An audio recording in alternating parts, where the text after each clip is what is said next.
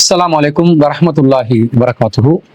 إن الحمد لله نحمده ونستعينه ونستغفره ونعوذ بالله من شرور أنفسنا من سيئات أعمالنا من يهده الله فلا مضل له ومن يضلل فلا هادي له وأشهد أن لا إله إلا الله وحده لا شريك له وأشهد أن محمدا عبده ورسوله أما بعد.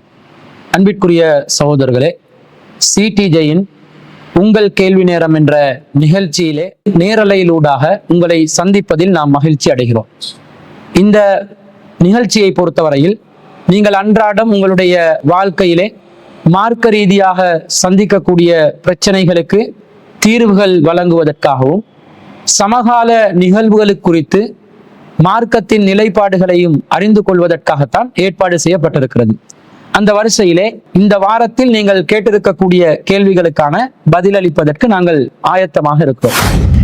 முதலாவதாக அக்குரணையைச் சேர்ந்த சகோதரி ஒருவர் என்ன கேட்டிருக்கிறாங்கன்னு சொன்னா, ஹிமார் என்று ஒரு ஆடை இஸ்லாத்திலே இருக்கிறது.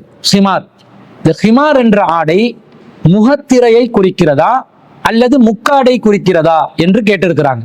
உங்கள் அனைவருக்கும் தெரியும், ஹிமார் என்று சொல்வது அல்லாஹு ரப்புல் ஆலமீன் திருமறை குர்ஆன்ல 24வது அத்தியாயத்துல 31வது வசனத்துல அல்லாஹ் பெண்களுக்கு ஒரு கட்டளையாக பிறப்பிக்கின்ற ஒரு விஷயம்.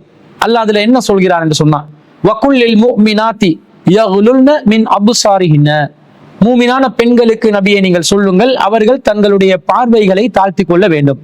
வயஹ்ஃபல்ன ஃபுரூஜஹுன்ன, அவர்களுடைய கற்புகளை பேணிக் கொள்ள வேண்டும். வலா யுப்தீன ஸீனத்தஹுன்ன இல்லா மா வஹர மின்ஹா, வெளியே தெரிபவற்றை தவிர அவர்கள் தங்களுடைய அலங்காரங்களை வெளிப்படுத்த கூடாது என்று அல்லாஹ் சொல்லிவிட்டு மேலதிகமாக அல்லாஹ் சொல்கிறான், வல் யதுரிப்ன பிஹுமரிஹின்ன அலா ஜுயூபிஹின்ன, அவர்கள் தங்களுடைய ஹிமார்களை தங்கள் மார்பகங்கள் மீது போட்டுக் கொள்ளட்டும் என்று அல்லாஹ் சொல்கிறான். பிறகு அந்த வசனத்துல யார் முன்னாடி ஜீனத்தை வெளிப்படுத்தலாம், யார் முன்னாடி ஜீனத்தை வெளிப்படுத்த கூடாது என்பதை பற்றி அல்லாஹ் தஆலா விளங்கப்படுத்துறான். அப்ப இந்த வசனத்துல அல்லாஹ் பெண்களுக்கு என்ன கட்டளை இடுகிறான் என்று சொன்னா, வல் யதுரிப்ன பிஹுமரிஹின்ன அலா ஜுயூபிஹின்ன, அவர்கள் தங்களுடைய மார்பகங்கள் மீது ஹிமார்களை போட்டுக் கொள்ளட்டும். ஹுமுர் என்ற வார்த்தை தான் இங்கே பயன்படுத்தப்படுகிறது. ஹுமுர் என்ற வார்த்தை ஹிமார் என்ற வார்த்தையில பன்மையான சொல் அரபுல. அப்ப இந்த ஹிமார்களை போட்டுக் கொள்ளட்டும் என்று அல்லாஹ் சொல்கிறான். பெண்கள் தங்கள் மீது ஹிமார் போட்டுக் கொள்ள வேண்டும் என்பதுதான் அல்லாஹ்வுடைய கட்டளை. அப்ப இந்த ஹிமார் என்பது முகத்திரையை குறிக்கிறது என்று ஒரு சாராரும், இல்லை அது முக்காட்டை தான் குறிக்கிறது என்று இன்னொரு சாராரும் கருத்து வேறுபாடு கொண்டிருக்கிறார்கள். குர்ஆன் ஹதீஸ் அடிப்படையில ஹிமார் என்றால் என்னவென்பதை நாங்கள் ஆய்வு செய்து பார்த்து இந்த சம்பந்தமாக ஒரு முடிவை எடுக்க வேண்டும். முதலாவதாக அரபு மொழியிலேயே இந்த ஹிமாருக்கு என்ன விளக்கம் இருக்குது என்பதை நாங்கள் பார்ப்பதாக இருந்தால், அல் முஅஜமுல் வசீத் என்று சொல்லக்கூடிய அரபு அகராதியில ஹிமாருக்கு என்ன விளக்கம் சொல்றாங்கன்னு சொன்னா, குல்லு மா சத்தர வமின்ஹு ஹிமாருல் மர்அதி, ஹிமார் என்று சொல்வது மறைக்கப்படுகின்ற அனைத்தையும் குறிக்கும். அதிலே இருக்கின்ற ஒன்றுதான் வமின்ஹு ஹிமாருல் மர்அதி, பெண்கள் அணியும் ஹிமாரும் உண்டு.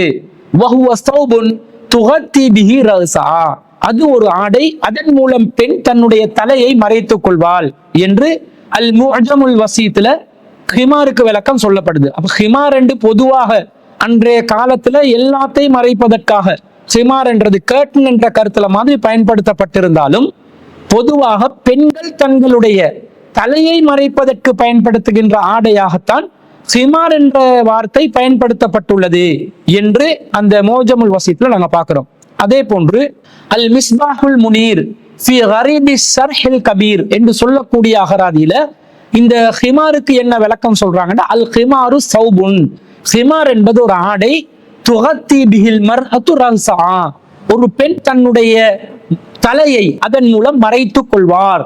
வல் ஜம்உ ஹுமர், ஹிமார் என்ற பதத்தின் வார்த்தையின் பன்மைதான் ஹுமர் என்பது என்று இந்த அகராதியில வருது. அப்ப இதுல என்ன சொல்லப்படுதுன்னு சொன்னா, பெண்கள் தலையை மறைப்பதற்காக பயன்படுத்துகின்ற பிரத்யேகமான ஆடைக்குத்தான் ஹிமார் என்ற வார்த்தை அகராதி நூட்கள்ல பயன்படுத்தப்பட்டிருக்கிறத பார்க்கிறோம். அதே போன்று அத்தாரிஃபாத்துல் ஃபிக்ஹியா என்று சொல்லக்கூடிய நூல்ல ஹிமாருக்கு என்ன விளக்கம் சொல்றாங்கன்னு சொன்னா, யுகாலு லிமா யுஸ்தரு பிஹி ஹிமாருன், ஹிமார் என்பது மறைக்கப்படும் எல்லாவற்றையும் குறிக்கும் ஒரு வார்த்தை. லாக்கின்னல் ஹிமார சாரஃபி தாரிஃபி, ஆனால் ஹிமார் என்பது நடைமுறையில் பயன்பாட்டில் வேறொரு பொருளாக மருவி இருக்கிறது. அது என்ன பொருள்? இஸ்மன் லிமா துகத்தி பிஹில் மர்அத்து ரஅஸஹா, ஒரு பெண் தன்னுடைய தலையை மறைப்பதற்காக பயன்படுத்துகின்ற பிரத்யேகமான ஆடைக்கு ஹிமார் என்று சொல்லி பிற்காலத்துல அது மருவி சமூகத்தில் பயன்பாட்டுக்கு வந்துள்ளது என்று சொல்கிறார்கள். பொதுவாக எல்லாவற்றையும் மறைப்பதற்கான ஒரு ஆடையாக, ஒரு திரையாக ஹிமார் என்பது இருந்தாலும், பிற்காலத்துல பெண்கள் பிரத்யேகமாக தலையை மறைக்கிறதுக்கு மாத்திரம் பயன்படுத்துற ஒரு ஆடையாக ஹிமார் என்ற வார்த்தை பயன்படுத்தப்பட்டுள்ளதை அகராதி நூட்கள்ல இருந்து பார்க்கிறோம். அப்ப ஹிமார் என்பது தலையை மறைப்பதற்கான ஒரு ஆடையாக இருக்கிறது. அப்ப இந்த தலையை மறைக்கிற ஆடை என்று சொன்னா பொதுவாக எல்லாரும் விளங்கிக் கொள்வாங்க, முகம் மறைக்காமல் தலையில உள்ள அந்த முடிப்பகுதியை மறைப்பதற்குரிய ஒரு ஆடை என்றுதான் புரிந்து கொள்வார்கள். என்றாலும் நபிமொழிகளில் இந்த ஹிமார் சம்பந்தமாக என்ன வருகிறது என்பதையும் சேர்த்து நாங்கள் பார்க்கின்ற நேரத்துல அது முகத்தை மறைக்கக்கூடிய ஒரு ஆடையா அல்லது முகம் திறந்த நிலையில் தலைமுடிகளை மறைக்கக்கூடிய நிலையில் உள்ள ஒரு ஆடையா என்பதற்கு நமக்கு விளக்கம் கிடைக்கும். சஹீஹ் முஸ்லிம்ல 464வது செய்தியாக ரசூல் ஸல்லல்லாஹு அலைஹி வஸல்லம் அவர்கள் சம்பந்தமான அந்த செய்தியை பிலால் ரலியல்லாஹு அன்ஹு அறிவிக்கிறாங்க. அன் பிலாலின் அன்ன ரசூலுல்லாஹி ஸல்லல்லாஹு அலைஹி வஸல்லம் மஸஹ அலல் ஹுஃபைனி வல் ஹிமாரி, நபிகள் நாயகம் ஸல்லல்லாஹு அலைஹி வஸல்லம் அவர்கள் ஹுஃப் மீது, காலுறைகள் மீதும், வல் ஹிமாரி, ஹிமார் மீதும் மஸஹ் செய்யக்கூடியவர்களாக இருந்தார்கள் என்ற செய்தியை நாங்க பிலால் ரலியல்லாஹு அன்ஹு அவர்கள் அறிவித்திருப்பதை பார்க்கிறோம். அப்ப ரசூல் ஸல்லல்லாஹு அலைஹி வஸல்லம் அவர்கள் தொழுவதற்கு முன்பதாக உலு செய்கின்ற நேரத்துல அந்த உலுவிலே கால்களை கழுவ வேண்டும் என்று ஒரு ஷரத்து இருக்குது. அப்ப கால்களை கழுவுவதற்கு பதிலாக கால் உறைகள் மீது மஸஹ் செய்து கொள்வார்கள். மேலும் தலையை மஸஹ் செய்வதற்கு பதிலாக தலைக்கு போடுகின்ற துணியிலே, ஹிமாரிலே ரசூல் ஸல்லல்லாஹு அலைஹி வஸல்லம் அவர்கள் மஸஹ் செய்திருக்கிறார்கள் என்ற செய்தியை நாங்க பார்க்கிறோம். அப்ப ஹிமார் என்றால் ஆண்களும் அணியக்கூடிய விதத்தில் இருக்கக்கூடிய ஒரு பொதுவான ஆடை என்று விளங்குகிறது. பொதுவான ஆடை என்பதனால தான் நபி ஸல்லல்லாஹு அலைஹி வஸல்லம் அவர்களும் ஹிமாரை அணிந்திருக்கிறார்கள். ஹிமார் என்பது மொத்தமாக முகத்தை மூடக்கூடிய ஒரு ஆடையாக இருந்தால் நபிகள் நாயகம் ஸல்லல்லாஹு அலைஹி வஸல்லம் அவர்கள் ஹிமார் அணிந்திருக்கிறார்கள் என்று வருகிறது. அப்ப ரசூலுல்லாஹ் முகம் மூடியா இருந்தாங்க? இல்ல. ஆண்கள் இஸ்லாத்துல முகம் மூடணும் என்ற ஏதாவது சட்டம் இருக்குதா? இல்ல. அப்படி என்றால் முகம் மூடாத நிலையில் முகம் தெரியக்கூடிய விதத்தில், இப்ப தலைக்கு மஸஹ் செய்வதற்காக வேண்டி ஹிமார் மீது மஸஹ் செய்திருக்கிறார்கள் என்று சொன்னா தலை முடிதான் இந்த ஹிமாரின் மூலமாக மறைக்கப்பட்டிருப்பதை நாங்கள் இந்த செய்தியிலிருந்து தெளிவாக விளங்கி கொள்கிறோம். அப்ப ஹிமார் என்பது ஆண்களும் அணியக்கூடிய ஒரு விதமான ஆடை. அப்ப தலையில அந்த ஹிமாரை போட்டா அல்லாஹ் சொல்ற வசனத்தின்படி வல் யதுரிபுன பிகுமுரிஹின்ன அலா ஜுயூபிஹின்னன்னா தலைமுடி அப்படியே மறைச்சி முகம் தெரியும் நிலையில் களத்தையும் மறைப்பதோடு மார்பகங்களை மறைத்துக் கொள்ளக்கூடிய நிலையில் அணியக்கூடிய ஒரு ஆடையாகத்தான் ஹிமார் இருக்கிறது என்று இந்த ஹதீஸிலிருந்து நாங்கள் விளங்கி கொள்கிறோம். அப்ப ஹிமார் என்பது முகத்திரையா அல்லது முக மூடியா? இல்ல. ஹிமார் என்பது முக்காடுதான் என்பதை இந்த ஹதீஸினூடாக தெள்ள தெளிவாக நாங்கள் விளங்கிக் கொள்ள முடிகிறது. அடுத்ததாக நபிகள் நாயகம் ஸல்லல்லாஹு அலைஹி வஸல்லம் அவர்கள் ஒரு பருவ வயதை அடைந்த பெண் தொழுகும் பொழுது கடைபிடிக்க வேண்டிய ஒரு ஒழுங்கை பற்றி குறிப்பிடுகிறார்கள். அபூதாவுதுல 546வது செய்தியாகவும் அஹ்மதுல 25167வது செய்தியாகவும் பதிவு செய்யப்பட்டிருக்கக்கூடிய செய்தியில ஆயிஷா ரலியல்லாஹு அன்ஹா அவர்கள் அறிவிக்கக்கூடிய செய்தி எப்படி வருது என்றால், லா துக்பலு ஸலாத்து ஹாயிலின் இல்லா பிஹிமாரின், பருவ வயதை அடைந்த ஒரு பெண் ஹிமாருடன் தொழுதாலே தவிர அல்லாஹ் அந்த தொழுகையை ஏற்றுக்கொள்ள மாட்டான் என்று இந்த செய்தியில வருகிறது. இப்ப ஹிமாருடன் தான் பருவ வயதை அடைந்த பெண் தொழ வேண்டும் என்று வருவது என்று சொன்னால், ஒரு பருவ வயதை அடைந்த பெண் முகத்தை மூடிதான் தொழ வேண்டுமா அல்லது முகம் திறந்த நிலையில் தான் தொழ வேண்டுமா? எப்படி பொதுவாக தொழ வேண்டும்? அல்லாஹ்வை தொழுகின்ற பெண்கள் முகத்தை மூடி தொழ வேண்டும் என்று யாரும் சட்டம் சொல்ல மாட்டார்கள். அப்படி ஒரு நடைமுறையும் இல்லை. அப்படி சொல்வதாக இருந்தாலும் அது இஸ்லாத்திற்கு மாற்றமான ஒரு செயல். அப்ப எல்லாரும் பருவ வயதை அடைந்த பெண்கள் முகம் திறந்த நிலையில், தலைமுடி மூடிய நிலையில், களத்து பகுதி மூடிய நிலையில், மார்பகங்கள் மூடிய நிலையில் தானே ஒரு ஆடையை பயன்படுத்தி கொண்டு தொழ வேண்டும். அந்த ஆடைதான் ஹிமார் என்று வருகிறது. அப்ப ஹிமார் என்றால் என்ன என்று விளங்குகிறதா? ஹிமார் என்று சொன்னால் ஒரு முக்காடாக இருக்கிறதே தவிர முகத்திரையாக இல்லை என்பதையும் இந்த செய்தியினூடாக நாங்கள் விளங்கிக் கொள்கிறோம். ஏன்னா தொழுபவர்கள் யாரும் முகம் மூடி தொழ மாட்டார்கள். அப்படி தொழுமாறு சட்டமும் கிடையாது. அப்ப ஹிமாருடன் தொழுங்க என்று சொன்னா முகத்தை மூடி தொழ மாட்டார்கள் என்றால் ஹிமார் என்பது முகத்திரை அல்ல, அது முக்காடுதான் என்று தெளிவாக நாங்கள் புரிந்து கொள்ள முடிகிறது. இவ்வளவு ஹிமார் என்பதற்கு விளக்கம் அகராதி நூட்களில் இருந்தும் பார்க்கிறோம், நபிமொழிகளிலிருந்தும் பார்க்கிறோம். அப்ப ஹிமார் என்பது முகத்திரை அல்ல, அது முக்காடுதான் என்று தெளிவாக விளங்கிய பிறகும் எதற்காக பெண்கள் ஹிமார் என்ற பெயரில் முகத்திரையை அணிகிறார்கள்? அப்ப முகத்திரை அணியக்கூடிய பெண்கள் அதை சிந்திக்கணும். அவர்கள் ஹிமாராக முகத்திரையை தான் நபி ஸல்லல்லாஹு அலைஹி வஸல்லம் அவர்கள் தங்களுக்கு பயன்படுத்திக் கொள்ள சொன்னார்கள் என்று நினைத்து முகத்தை மூடுகிறார்கள். அது அவர்களுடைய இரையச்சமாக இருக்கலாம். ஆனா நபி மொழிகள்ல என்ன வருது? அல்லாஹ் ஹிமார போட சொல்லிட்டான். அந்த ஹிமார் என்பதற்கு விளக்கம் அல்லாஹ்வின் தூதருடைய ஹதீஸிலிருந்து நமக்கு முக்காடுதான் என்று தெளிவாக கிடைக்கிறது.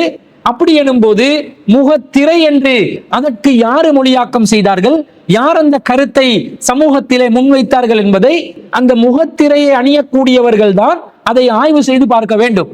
இன்னும் சொல்ல போனால் நபி ஸல்லல்லாஹு அலைஹி வஸல்லம் அவர்களுடைய காலத்துல ஹாரிசா பின் சுராக்கா அல் அன்சாரி ரலியல்லாஹு அன்ஹு அவர்கள் பத்ர் போர்க்களத்துல அம்பு தாக்கப்பட்ட நிலையில் ஷஹீதாகுகிறார்கள். அன்னாருடைய தாயார் நபிகள் நாயகம் ஸல்லல்லாஹு அலைஹி வஸல்லம் அவர்களிடம் வந்து, யா ரசூலல்லாஹ், அல்லாஹ்வின் தூதரே, கத் அலிம்த மௌகி ஹாரிசா மின் கல்பி, ஹாரிசாவுக்கு என்னுடைய இதயத்தில் எப்படிப்பட்ட ஒரு இடம் இருக்கிறது என்று உங்களுக்கு நன்றாக தெரியும். ஃபைன் கான ஃபில் ஜன்னதி லம் அப்கி அலைஹி, அவர் சொர்க்கத்தில் இருப்பார் என்று சொன்னால் நான் அவருக்காக வேண்டி ஒருபோதும் அழப்போவதில்லை. வ இல்லா சௌஃப தராமா அஸ்னஉ, ஆனா அப்படி மட்டும் இல்லாவிட்டால் நான் என்ன செய்ய போகிறேன் என்பதை நீங்களும் பார்க்கத்தான் போகிறீர்கள் என்று நபி ஸல்லல்லாஹு அலைஹி வஸல்லம் அவர்களிடம் சொல்கிறார்கள். அப்ப ரசூலுல்லாஹ் சொல்றாங்க, ஹபில்தி அஜன்னத்து வாஹிதா ஹிய இன்னஹா ஜினானுன், நீ ஒரு சொர்க்கம் மட்டும்தான் இருக்கிறது என்று நினைத்துக் கொண்டிருக்கிறாயா? சொர்க்கத்தில் பல படித்தரங்கள் இருக்கிறது. வ இன்னஹு ஃபில் ஃபிர்தௌஸில் அலா, இந்த ஹாரிசா இருக்கிறாரே அவர் சொர்க்கங்களில் ஃபிர்தௌஸ் என்று சொல்லக்கூடிய உயர்ந்த ஜன்னாவில் இருக்கிறார் என்று நபி ஸல்லல்லாஹு அலைஹி வஸல்லம் நற்செய்தி சொல்லிவிட்டு அந்த சொர்க்கத்தினுடைய பெருமதி சம்பந்தமாக, அல்லாஹ்வின் பாதையிலே நாங்கள் செயல்பட்டால் நமக்கு கிடைக்கும் வெகுமானம் சம்பந்தமாக விளங்கப்படுத்துறாங்க. ரசூலுல்லாஹ் சொல்றாங்க, ரதுவத்தும் ஃபீ சபீலில்லாஹி அவ் ரௌஹத்துன் கைருன் மினத் துன்யா வமா ஃபீஹா, அல்லாஹ்வின் பாதையிலே காலையில் சிறிது நேரம் அல்லது மாலையில் சிறிது நேரம் செலவழிப்பது என்பது கைரும் மினத் துன்யா வமா ஃபீஹா, இந்த துனியாவை விட அதில் உள்ளவற்றை விட சிறந்ததாக இருக்கிறது. வல காபு கௌசி அஹதிக்கும் அவ் மௌலிஉ கதமி மினல் ஜன்னா கைரும் மினத் துன்யா வமா ஃபீஹா, உங்களில் ஒருவருக்கு சொர்க்கத்தில் ஒருவில் அளவுக்கு அல்லது ஒரு பாதம் அளவுக்கு வைக்கும் இடம் கிடைப்பது என்பது இந்த உலகத்தை விட அதில் இருப்பவற்றை விட சிறந்ததாகும் என்று சொல்லி நபி ஸல்லல்லாஹு அலைஹி வஸல்லம் அவர்கள் சொல்கிறார்கள். அதே போன்று ரசூலுல்லாஹ் சொல்றாங்க, வலவ் அன்னம்ரஅத்தன் மின் நிசாஇ அஹ்லில் ஜன்னா, சொர்க்கத்திலே இருக்கக்கூடிய பெண்களில் ஒரே ஒரு பெண் இத்தலஅத் இலல் அர்லி, இந்த பூமியை மாத்திரம் எட்டி பார்ப்பாலே ஆனால் லஅலாஅத் மா பைனஹுமா, வானத்துக்கும் பூமிக்கும் இடைப்பட்ட எல்லா பகுதிகளுக்கும் அது வெளிச்சமாக இருக்கும் என்று நபி ஸல்லல்லாஹு அலைஹி வஸல்லம் அவர்கள் கூறுகிறார்கள். மேலும் சொல்கிறார்கள், வல மலஅத் மா பைனஹுமா ரீஹன், அப்பகுதிகளில் இருக்கக்கூடிய எல்லா இடங்களையும் அது நறுமணத்தால் கமிழும் என்று நபி ஸல்லல்லாஹு அலைஹி வஸல்லம் அவர்கள் சொல்லிவிட்டு சொல்கிறார்கள், வல நசீஃபுஹா யானில் ஹிமார, சொர்க்கத்தில் இருக்கும் பெண்ணுடைய ஹிமார் இருக்கிறதே, முக்காடி இருக்கிறதே, கைரும் மினத் துன்யா வமா ஃபீஹா, அது இந்த துனியாவை விட அதில் இருப்பவற்றை விட சிறந்ததாகும் என்று நபி ஸல்லல்லாஹு அலைஹி வஸல்லம் அவர்கள் சொல்லக்கூடிய செய்தியை நாங்க புகாரியில 6567வது செய்தியா பார்க்கிறோம். சொர்க்கத்துல பெண்களும் ஹிமாருடன் இருப்பார்களா? இப்ப சொர்க்கத்துல பெண்கள் ஹிமாருடன் இருந்தால் முக்காடு போட்டு இருப்பார்களா, முகத்திரையோடு இருப்பார்களா? சொர்க்கத்தில் அல்லாஹ் தஆலா முகத்திரையை போட்டு முகத்தை மறைக்கக்கூடிய நிலையிலே அல்லாஹ் வச்சிருப்பான். சொர்க்கத்தில் அனைவரும் பார்ப்பார்கள், அனைவரும் சலாம் சொல்லிக் கொள்வார்கள், அனைவரும் அழகாக இருப்பார்கள், அனைவரும் ஜோடிகளுடன் இருப்பார்கள் என்று அல்லாஹ் தஆலாவும் அல்லாஹ்வுடைய தூதரும் பல இடங்கள்ல சொல்லி இருக்கும் பொழுது ஹிமார் அணிந்து முகத்திரையை போட்டுதான் சொர்க்கத்துல பெண்களும் இருக்க போறாங்களா? அப்ப இதெல்லாத்தையும் பார்க்கும் பொழுது என்ன விளங்குகிறது? ஹிமார் என்பது முகத்திரை அல்ல, அது முக்காடு தான். அப்ப முக்காடை தான் அல்லாஹ் மூமினான பெண்களுக்கு போட்டுக் கொள்ளுமாறு கட்டளையிடுகிறான். ஹிமாரை போட்டுக் கொள்ளுங்கள் என்பது முக்காடை குறிக்கிறதே தவிர முகத்திரையை குறிக்கவில்லை என்பது இந்த சொன்ன சான்றுகளிலிருந்து தெளிவாக விளங்குகிறது. எனவே மூமினான பெண்கள் மீது ஹிமார் தான் போட்டுக் கொள்வது கடமையாக இருக்கிறது. ஹிமார் என்பது முக்காடு தான் என்பது தெளிவாக ஹதீஸ் ஆதாரங்களிலிருந்து தெரிகிறது. எனவே மூமினான பெண்கள் முகத்திரை அணிவது மார்க்கத்திலே தவிர்த்து கொள்ள வேண்டும். முக்காடு தான் அவர்கள் அணிய வேண்டும். அந்த முக்காடு அணியும் போது தலைமுடி தெரியாதவாறு, களத்து பகுதி தெரியாதவாறு, முகத்தை தெரியக்கூடிய விதத்தில், மார்பகங்களை மறைக்கக்கூடிய விதத்தில் அது முழுமை பெற்ற ஒரு முக்காடாக இருக்க வேண்டும் என்பதும் பெண்கள் விளங்கிக் கொள்ள வேண்டும். அன்பிற்குரிய சகோதரர்களே, பதுல்லையை சேர்ந்த சகோதரர் ரியாஸ் அவர்கள் ஒரு கேள்வியை கேட்டிருக்கிறார். அவர் என்ன கேட்கிறார் என்று சொன்னா, பெண்கள் முக்காடு போட்டு மறைக்கும் பொழுது முழுவதுமாக தலைமுடியை மறைக்க வேண்டுமா அல்லது சாதாரணமாக மறைத்து கொண்டால், ஓரளவு மறைத்து கொண்டால் போதுமா என்று கேட்கிறார். அதாவது பெண்கள் முக்காடு போடணும் என்று வருது, ஹிமார போடுங்க என்று வருது. ஹிமார் என்றால் முக்காடு தான் என்பதை குர்ஆனிலிருந்தும் ஹதீஸிலிருந்தும் அகராதி நூட்களிலிருந்தும் நாங்கள் தெளிவாக தெரிந்து கொள்ள முடிகிறது. அப்படி இருக்கும் பொழுது இந்த முக்காடை தலைமுடி முழுசா மறையக்கூடிய விதத்தில் அணிய வேண்டுமா அல்லது சாதாரணமாக தலையில் ஒரு பகுதி மாத்திரம் மறைத்து கொண்டால் போதுமானதா என்று அந்த சகோதரர் கேட்கிறார். அன்பிற்குரியவர்களே, அல்லாஹ் தஆலா வல் யதுரிபன பிஹுமரிஹின்ன அலா ஜுயூபிஹின்ன, பெண்கள் தங்களுடைய ஹிமார்களை, முக்காடுகளை மார்பகங்கள் மீது போட்டுக் கொள்ளுமாறு அல்லாஹ் சொல்கிறார். அப்ப முகத்தை மறைக்காத நிலையில், தலைமுடி மறையக்கூடிய நிலையில்தான் பெண்கள் முக்காடுகளை போட்டுக்கொள்ள வேண்டும். முக்காடு போட்டா முகம்தான் தெரிய வேண்டும், தலைமுடி தெரிய முடியாது. ஏண்டா ஹிமார் என்பது தலையை மறைக்கக்கூடிய ஒரு ஆடை தான் என்று நாங்கள் அகராதி நூட்கள்ல பார்க்கிறோம். நபி ஸல்லல்லாஹு அலைஹி வஸல்லம் அவர்களும் ஹிமாரை அணிந்திருக்கிறார்கள். மசூ செய்வதற்காக நபி ஸல்லல்லாஹு அலைஹி வஸல்லம் அவர்கள் காலுறைகள் மீது மசூ செய்வதை போன்று தலையில் மசூ செய்வதற்கு பதிலாக ஹிமார் மீது மசூ செய்திருக்கிறார்கள். அப்ப ஹிமார் மீது மசூ செய்கிறார்கள் என்றால் தலைமுடிய தொட முடியாத நிலையில் இருந்ததனால் தான் ஹிமார் மேல மசூ செய்யறாங்க.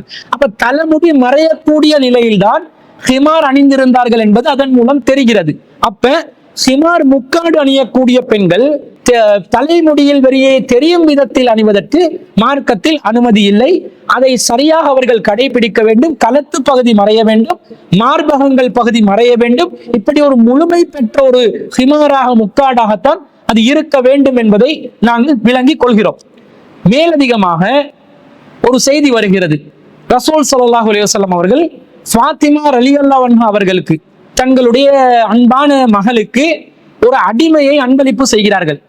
பிறகு ரசூல் அந்த அடிமையுடன் ஃபாத்திமா ரலியல்லாஹு அன்ஹா அவர்களிடம் வருகிறார்கள். அண்ணன் நபிய ஸல்லல்லாஹு அலைஹி வஸல்லம் அத்தா ஃபாத்திமத பி அப்தின், நபி ஸல்லல்லாஹு அலைஹி வஸல்லம் அவர்கள் ஃபாத்திமாவிடம் ஒரு அடிமையுடன் வந்தார்கள். கான கது வஹபஹு லஹா, அந்த அடிமையை ஃபாத்திமா ரலியல்லாஹு அன்ஹா அவர்களுக்கு ரசூலுல்லாஹ் அன்பளிப்பு செய்திருந்தார்கள். அப்போது வஅலா ஃபாத்திமத ரலியல்லாஹு அன்ஹா ஸௌபுன், ஃபாத்திமா ரலியல்லாஹு அன்ஹா அவர்களுக்கு ஒரு ஆடை இருந்தது. இதா கன்னஅத் பிஹி ரஅஸஹா லம் யப்லுக் ரிஜ்லைஹா, அதன் மூலம் தனது தலையை ஃபாத்திமா ரலியல்லாஹு அன்ஹா அவர்கள் மறைத்துக் கொண்டால் கால்களை அது அடையாத நிலையில், கால்கள் தென்படும் நிலையில் இருந்தது. வைதா கத்தத் பிஹி ரிஜ்லைஹா லம் யப்லுக் ரஅஸஹா, கால்களை மறைத்துக் கொள்ளக்கூடிய நிலையில் இருந்தால் அது தலையை மறையக்கூடிய நிலையில் இல்லை, தலையை அடையவில்லை.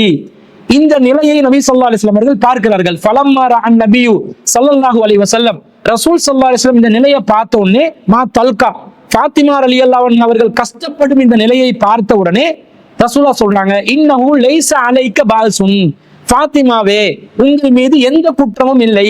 இன்னமா ஹுவ அபூகி வ குலாமுகி, உங்களோடு தற்போது இருப்பது உங்களுடைய தந்தையும் உங்களுடைய அடிமையும் தான். அப்ப தந்தை முன்னாடி, அடிமை முன்னாடி நீங்க இந்த ஹிமார் சட்டத்தை கடைபிடிக்கணும் என்றது இல்லை. திருக்குர்ஆன்ல 24வது அத்தியாயத்துல 31வது வசனத்திலையும் பணியாளர்கள் முன்னாடி, நீங்கள் அடிமைகள் முன்னாடி ஹிமாரை நீங்கள் இல்லாமல் இருப்பது, ஹிமார் குறைவான நிலையில் இருப்பது தவறு இல்லை என்று அல்லாஹ் அனுமதி கொடுத்திருக்கிறார். அதனாலதான் ரசூலா சொல்றாங்க, ஃபாத்திமாவை உங்களோடு பக்கத்தில் இருப்பது உங்களுடைய தந்தை, என் முன்னாடி நீங்கள் ஹிமாரை முழுவதுமாக பேணாமல் இருப்பது தப்பு இல்லை. அடுத்ததாக இருப்பது உங்களுடைய அடிமை, உங்களுடைய அடிமை முன்னாடி நீங்கள் ஹிமார் முழுவதுமாக இல்லாமல் இருப்பது தவறு இல்லை என்று நபி ஸல்லல்லாஹு அலைஹி வஸல்லம் அவர்கள் சொன்ன செய்தி சுனன் அபூதாவுதுல 4106வது செய்தியா பார்க்கிறோம். அப்ப இதுல இருந்து என்ன விளங்குது? படுக்கப்பட்ட உறவுகளிடம், மஹரமான உறவுகளிடம் ஹிமார் குறைவான நிலையில் இருந்தால் தப்பு இல்லை என்று விளங்குகிறது. அதிலிருந்து எங்களுக்கு என்ன தகவல் மேலதிகமாக தெரிகிறது? யாரு மஹரமான உறவுகள் இல்லையோ அவர்கள் முன்னாடி ஹிமாரை சரியாக பேணிக் கொள்ள வேண்டும். ஃபாத்திமா ரலியல்லாஹு அன்ஹா அவர்கள் தலையை மறைக்க போனா கால் விளங்குற நிலை, காலை மறைக்க போனா தலை விளங்குற நிலையில இருந்தாங்க, தடுமாறிக்கொண்டு இருந்தாங்க. ஒரு ஆடை தான் இருந்தது. கஷ்டப்பட்டு பார்த்து ரசூல் ஸல்லல்லாஹு அலைஹி வஸல்லம், இப்படி நீங்க இருந்தா பரவாயில்ல, தலையை மூடி கால் தெரியட்டும் அல்லது கால் மூடி தலை தெரியட்டும், பரவாயில்லைன்னு சொல்ல, முறைப்படி செய்ய வேண்டும் என்பதைத்தான் நபி ஸல்லல்லாஹு அலைஹி வஸல்லம் சொல்றாங்க. ஆனா உங்களோடு தற்போது முன்னால் இருப்பது அனுமதிக்கப்பட்டவர்கள். இஸ்லாத்துல யாரு மஹ்ரம் என்று சொல்லப்பட்டதோ அவர்கள் தான் இருக்கிறார்கள். அதனால் நீங்கள் இவ்வளவு சிரமப்பட வேண்டிய அவசியம் இல்லை என்று சொன்னதிலிருந்து மஹ்ரம் அல்லாத உறவுகள் முன்னாடி ஹிமாரை முழுவதுமாக பேணுதலாக கடைபிடிக்க வேண்டும் என்பது இந்த செய்தியினூடாக நாங்கள் விளங்கிக் கொள்கிறோம். இதுதான் பொதுவான சட்டம். பெண்கள் தங்களுடைய தலைமுடியை மறைக்கணும், களத்து பகுதியை மறைக்கணும், நெஞ்சு பகுதியை மறைக்கணும், கைகள்ல மண்ணுக்கட்டு வர மறைக்கணும், கால்கள்ல கரண்டை வர மறைக்கணும், பாதங்கள் தென்பட்டால் தப்பு கிடையாது, முன்கை தென்பட்டால் தப்பு கிடையாது, முகம் தென்பட வேண்டும். 33வது அத்தியாயத்தில் 59வது வசனத்தில் அல்லாஹ் சொல்றான், யா ஐயுவன் நபியு, நபியே சொல்லுங்க, புள்ளி அஸ்வாஜிக்க, உங்களோட மனைவிமார்களுக்கு சொல்லுங்க, வபனாத்திக்க, உங்களுடைய பிள்ளைகளுக்கு சொல்லுங்க, வ நிசாயில் முஃமினீன், மூமினான ஆண்களின் மனைவிமார்களுக்கு சொல்லுங்க, யுதுனீன அலைஹின்ன மின் ஜலாபீபிஹின்ன, அவர்கள் தங்களுடைய ஜில்பாபுகளை அவர்கள் மீது தொங்கவிட வேண்டும். தாலிக அத்னா ஐயு அரஃப்ன, அது அவர்கள் யாரென்று அறியப்படவும், ஃபலா யூதைன, அவர்கள் தொல்லைப்படுத்தப்படாமல் இருப்பதற்கும் ஏற்றது என்று அல்லாஹ் தஆலா சொல்வதை நாங்கள் பார்க்கிறோம். அப்ப இந்த முக்காடை அணிவதன் மூலமாக, ஜில்பாபை அணிவதன் மூலமாக, ஹிமாரை அணிவதன் மூலமாக யாரென்று அறியப்படணும். அறியப்படுவதற்கு முகம் அவசியம் என்பது எல்லோரும் அறிந்த பொதுவான ஒரு அடிப்படை என்பதை நாங்கள் புரிந்து கொள்கிறோம். அப்ப முகத்தை தவிர, முன்கையை தவிர, காலின் கரண்டைக்கு கீழே உள்ள பாதத்தை தவிர ஏனைய பகுதிகளை பெண்கள் கட்டாயம் மறைத்துக் கொள்ள வேண்டும் என்பதை நாங்கள் விளங்கிக் கொள்கிறோம். இதுல சில சந்தர்ப்பங்களில் தேவைகள் ஏற்பட்டால் கொஞ்சம் முன்ன பின்னாகிக் கொள்வது தப்பு இல்லை என்பதற்கு மார்க்கத்தில் ஆதாரம் கிடைக்குது. பொதுவாக இதை கடைபிடிக்கணும், பேணுதலா இருக்கணும். ஹிமார் தலையிலிருந்து தலை முடி தெரிகிற அளவுக்கு பொடுபோக்கா இருக்கக்கூடாது. நம்ம பெண்கள் ரொம்ப அலட்சியமா இருக்கிறாங்க, இதுல கவனம் செலுத்துவதில்லை. பால் காரண்ட முன்னாடி, மரக்கறி காரண்ட முன்னாடி, மீன் காரண்ட முன்னாடி, பஸ்ல போற நேரம், பாடசாலைகளுக்கு பிள்ளைகளை விட செல்ற நேரம், அல்லது ஏதாவது ஒரு பணி புரிகிற நேரம், ஒரு வேலைக்கு போற நேரம், கண்ட மாதிரி தலைமுடிகள் வெளியே தென்படும் விதத்தில் தான் நடந்து கொள்கிறார்கள். இப்படி இருக்கக்கூடாது. முழுவதுமாக தலைமுடிய அளவாக மறைத்துக் கொள்ள வேண்டும். ஆனால் ஒரு சில சந்தர்ப்பங்கள்ல தேவைகள் நிமித்தம் கொஞ்சம் முடி தெரியக்கூடிய நிலை ஏற்பட்டால் அந்த தேவையை கருத்தில் கொண்டு அது விதிவிலக்காக அனுமதிக்கப்படும். ஒரு சில சந்தர்ப்பங்கள்ல மணிக்கட்டுக்கு மேல கொஞ்சம் கை தென்படுவதற்கு தேவை ஏற்பட்டால் அந்த சந்தர்ப்பத்துல மணிக்கட்டுக்கு மேல கை தென்பட்டால் மார்க்கம் அதை குற்றம் பிடிக்காது. ஒரு சில சந்தர்ப்பங்கள்ல கரண்டை காலுக்கு மேல சாக்கு அளவுக்கு அல்லது கெண்டைக்கால் அளவுக்கு பெண்களுடைய பாதம் தென்பட வேண்டிய தேவை ஏற்பட்டால் அந்த தேவையின் கருத்தில் கொண்டு அது மார்க்கத்துல விதிவிலக்காக அனுமதிக்கப்படும். அதை மார்க்கம் மிகப்பெரிய ஒரு சர்ச்சையாக ஆக்கவில்லை என்பதற்கு ஆதாரங்கள் நமக்கு தாராளமாக ஹதீஸ் நூட்கள்ல கிடைக்குது. முதலாவதா என்ன வருதுன்னு பாருங்க. முதலாவதாக சஹீஹுல் புகாரியிலே 193வது செய்தியில அப்துல்லா இப்னு உமர் ரலியல்லாஹு அன்ஹு அறிவிக்கிறாங்க, கானர் ரிஜாலு வன் நிசாஉ யதவல்லஊன ஃபீ ஸமானி ரசூலில்லாஹி ஸல்லல்லாஹு அலைஹி வஸல்லம் ஜமீஆ. நாங்கள் ரசூல் ஸல்லல்லாஹு அலைஹி வஸல்லம் உடைய காலத்துல ஆண்களும் பெண்களும் ஒன்றாக வுளூ செய்யக்கூடியவர்களாக இருந்தோம். இது எப்ப நடக்குதா? நபி ஸல்லல்லாஹு அலைஹி வஸல்லம் காலத்துல ஆண்களும் பெண்களும் என்ற சஹாபாக்களும் சஹாபிய பெண்களும் ஒன்றாக வுளூ செய்யக்கூடிய ஒரு நிலை நபி ஸல்லல்லாஹு அலைஹி வஸல்லம் அவர்களுடைய காலத்தில் நடைமுறையில் இருந்ததாக இந்த செய்தி சொல்லுது. அப்ப என்ன விளங்குது? வுளூ செய்யும் போது ஆண்கள் பெண்களுக்கு முன்னாடி இருந்து வுளூ செய்திருக்கிறார்கள், பெண்கள் ஆண்களுக்கு முன்னாடி இருந்து வுளூ செய்திருக்கிறார்கள் என்ற செய்தியை இந்த செய்தியிலிருந்து பார்க்கிறோம். இதுக்கு இன்னும் விளக்கமாக வரக்கூடிய ஒரு செய்தி அபூ தாவூதுல 73வது செய்தியாக பதிவு செய்யப்பட்டிருக்கிறது. குன்னா நதவல்லஉ நஹ்னு வன் நிசாஉ அலா அஹ்தி ரசூலில்லாஹி ஸல்லல்லாஹு அலைஹி வஸல்லம். நாங்கள் ரசூல் ஸல்லல்லாஹு அலைஹி வஸல்லம் உடைய காலத்துல ஆண்களும் பெண்களும் சஹாபாக்களும் சஹாபிய பெண்களும் ஒன்றாக வுளூ செய்து கொண்டு இருந்தோம். பின் இனாஇன் வாஹிதின், ஒரே கல் பாத்திரத்தில், ஒரே பாத்திரத்தில் நாங்கள் உலு செய்து கொண்டிருந்தோம். நுதிலி ஃபீஹி ஐதியனா, அதிலே நம்முடைய கைகள் உள்ளே நுழைந்து கொண்டு இருந்தது. ஒன்றாக ஒரு பாத்திரத்துல உலு செஞ்சிருக்கிறாங்க, ஆண்களும் பெண்களும் அந்த பாத்திரத்துக்குள்ளே கைகளை விட்டிருக்கிறார்கள் என்று தெளிவாக வருகிறது. தொடக்கூடிய நிலையில் இருக்காது. தொடக்கூடிய நிலையில் இல்லாமல் ஒருவர் கையை விட்டு உலு செய்த பிறகு மற்றவர் கையை விட்டு உலு செய்யக்கூடிய நிலையில் ஒரு பாத்திரத்தில் உலு செய்திருக்கிறார்கள் என்ற செய்தியை நாங்க பார்க்கிறோம். அப்ப ரசூலுல்லாஹ்வுடைய காலத்துல உலு செய்திருக்கிறாங்கன்னா எப்படி செஞ்சிருக்கிறாங்க? ஒரே நேரத்தில் ஒரே பாத்திரத்துல. ஆண்கள் கையை விட்டு உலு செய்யும் போது பெண்கள் கைகளை எடுத்துக்கொள்வார்கள், பெண்கள் கைகளை விட்டு உலு செய்யும் போது ஆண்களை கைகளை எடுத்துக்கொள்வார்கள் என்ற விதத்தில் ஒரு நேரத்துல உலு செஞ்சிருக்கிறாங்கன்னு விளங்குது. அதே போன்று இப்னு ஹிப்பான்ல 1280வது செய்தியில வருது, அப்துல்லா இப்னு உமர் ரலியல்லாஹு அன்ஹு அவர்கள் அறிவிக்கிறார்கள், அன்னஹு அப்ஸர நபிய ஸல்லல்லாஹு அலைஹி வஸல்லம், அவர் ரசூல் ஸல்லல்லாஹு அலைஹி வஸல்லம் அவர்களை காண்கிறார். இப்னு உமர் ரலியல்லாஹு அன்ஹு அவர்கள் வ அஸ்ஹாபஹு, அவருடைய தோழர்கள், ரசூலுல்லாஹ்வுடைய தோழர்கள் சஹாபாக்களையும் காண்கிறார். எப்படி காண்கிறார்? யததஹருன ரிஜாலு வன் நிசாஉ மின் இனாஇன் வாஹிதின், ஒரே பாத்திரத்தில் ஆண்களும் பெண்களும் உலு செய்யக்கூடியவர்களாக இருந்தார்கள், தூய்மை செய்யக்கூடியவர்களாக இருந்தார்கள்.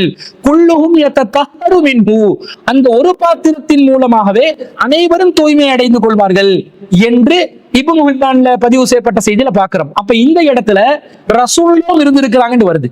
ஏற்கனவே ரசூலுல்லாஹ்வுடைய காலத்துல நடந்துச்சுன்னு வருது. அது எப்படி நடந்துச்சுன்றது அடுத்த செய்தி சொல்லுது.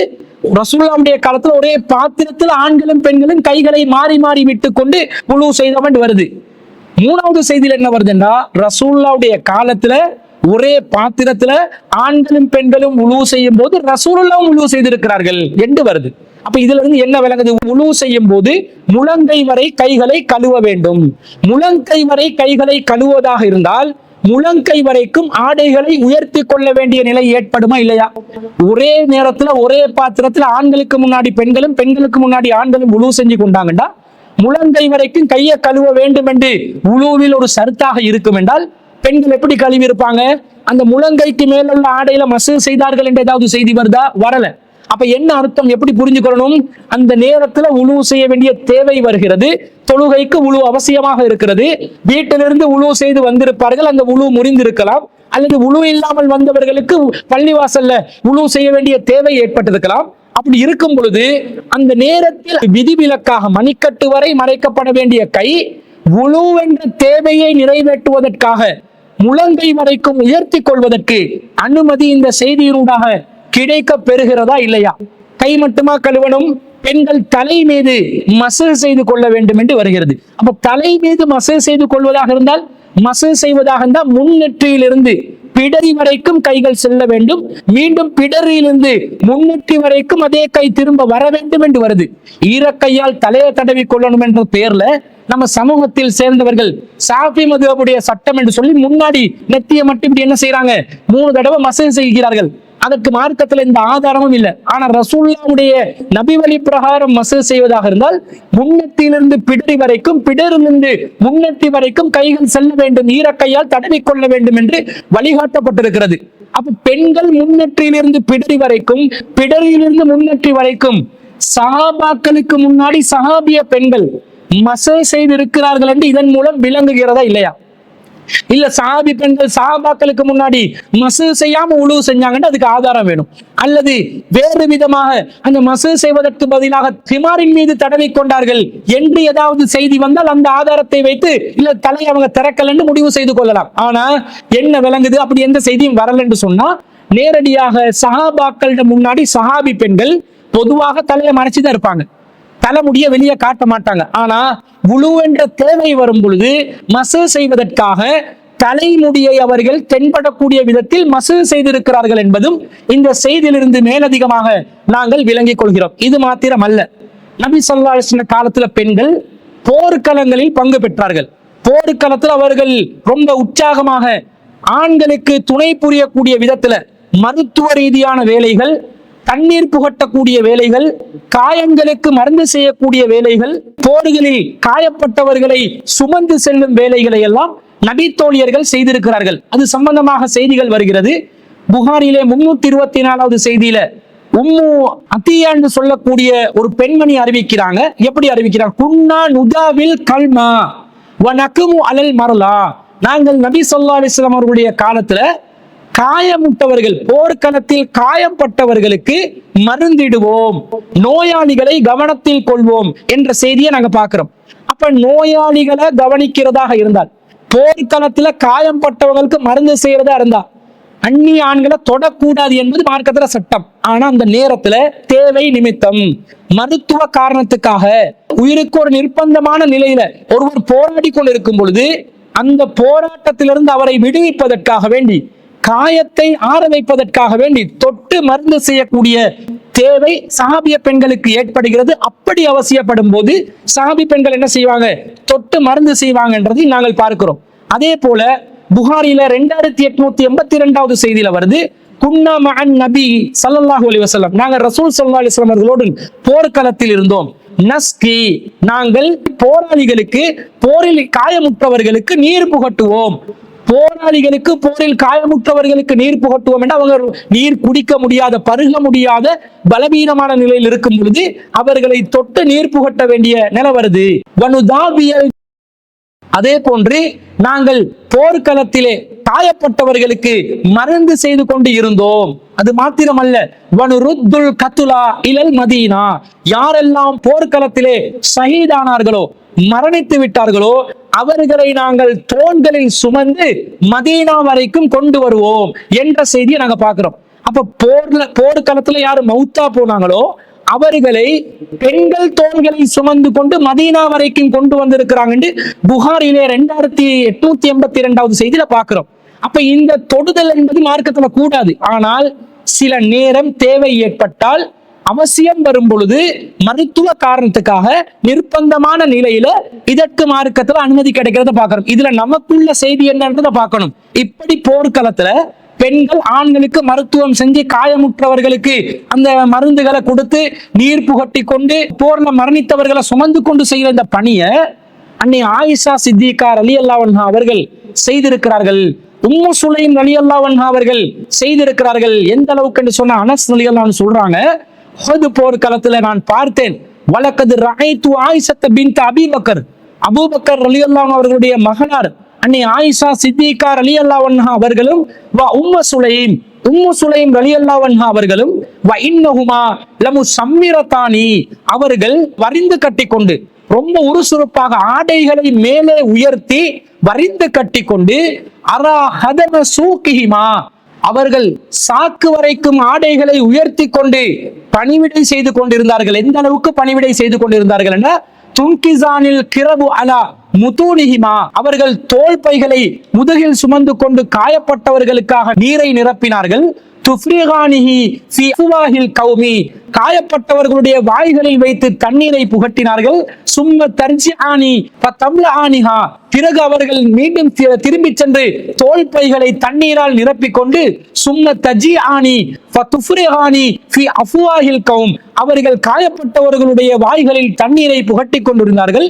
வலக்கது வகஅஸ், இப்படி திரும்ப திரும்ப காயப்பட்டவர்களுக்காக தண்ணீர் நிரப்புவதையும், தோல் பைகளில் தண்ணீர் நிரப்புவதையும், காயப்பட்டவர்களுடைய வாய்களில் புகட்டுவதுமாக போர்க்களத்திலே ரொம்ப தீவிரமாக ஆடைகளை சாக்கு அளவுக்கு, கெண்டை கால் அளவுக்கு உயர்த்தி கொண்டு வரித்து கட்டி கொண்டு பணிவிடை செய்தார்கள். அந்த நேரத்தில் அரா ஹதம சூகிஹிமா, அவர்களுடைய கெண்டை கால் வரைக்கும் கால்கள் உயர்த்தப்பட்டிருந்த நிலையில் கெண்டை காலையும் நான் பார்க்கிறேன், அவர்களுடைய கால்களில் கால் கொலுசுகளையும் நான் பார்த்தேன் என்று அனஸ் ரலியல்லாஹு அறிவிக்கிறாங்க.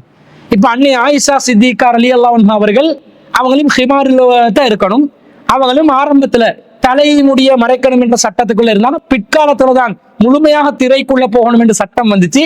அந்த நேரத்துல கரண்டை வரைக்கும் கால்கள் மறைக்கப்பட வேண்டும் என்ற சட்டம் அன்னை ஆயிஷா ரலியல்லாஹு அன்ஹா அவர்களுக்கும் இருந்தது, உம்மு சுலைம் ரலியல்லாஹு அன்ஹா அவர்களுக்கும் இருந்தது. ஆனா போர்க்களத்துல என்ன செய்யறாங்க? ஆடையை உயர்த்தி கொள்றாங்க. தேவை ஏற்படும் போது பாதையிலே செல்கிறோம், ஒரு நாய் விரட்டி வருது, நாங்க முழுமையான ஜில்பாபோட ஹிமாரோட தரையில ஆடை இழுப்படும் நிலையில ஓடி போனோம் என்று வைங்க, கன்ஃபார்மா நாய் கடிச்சிடும்.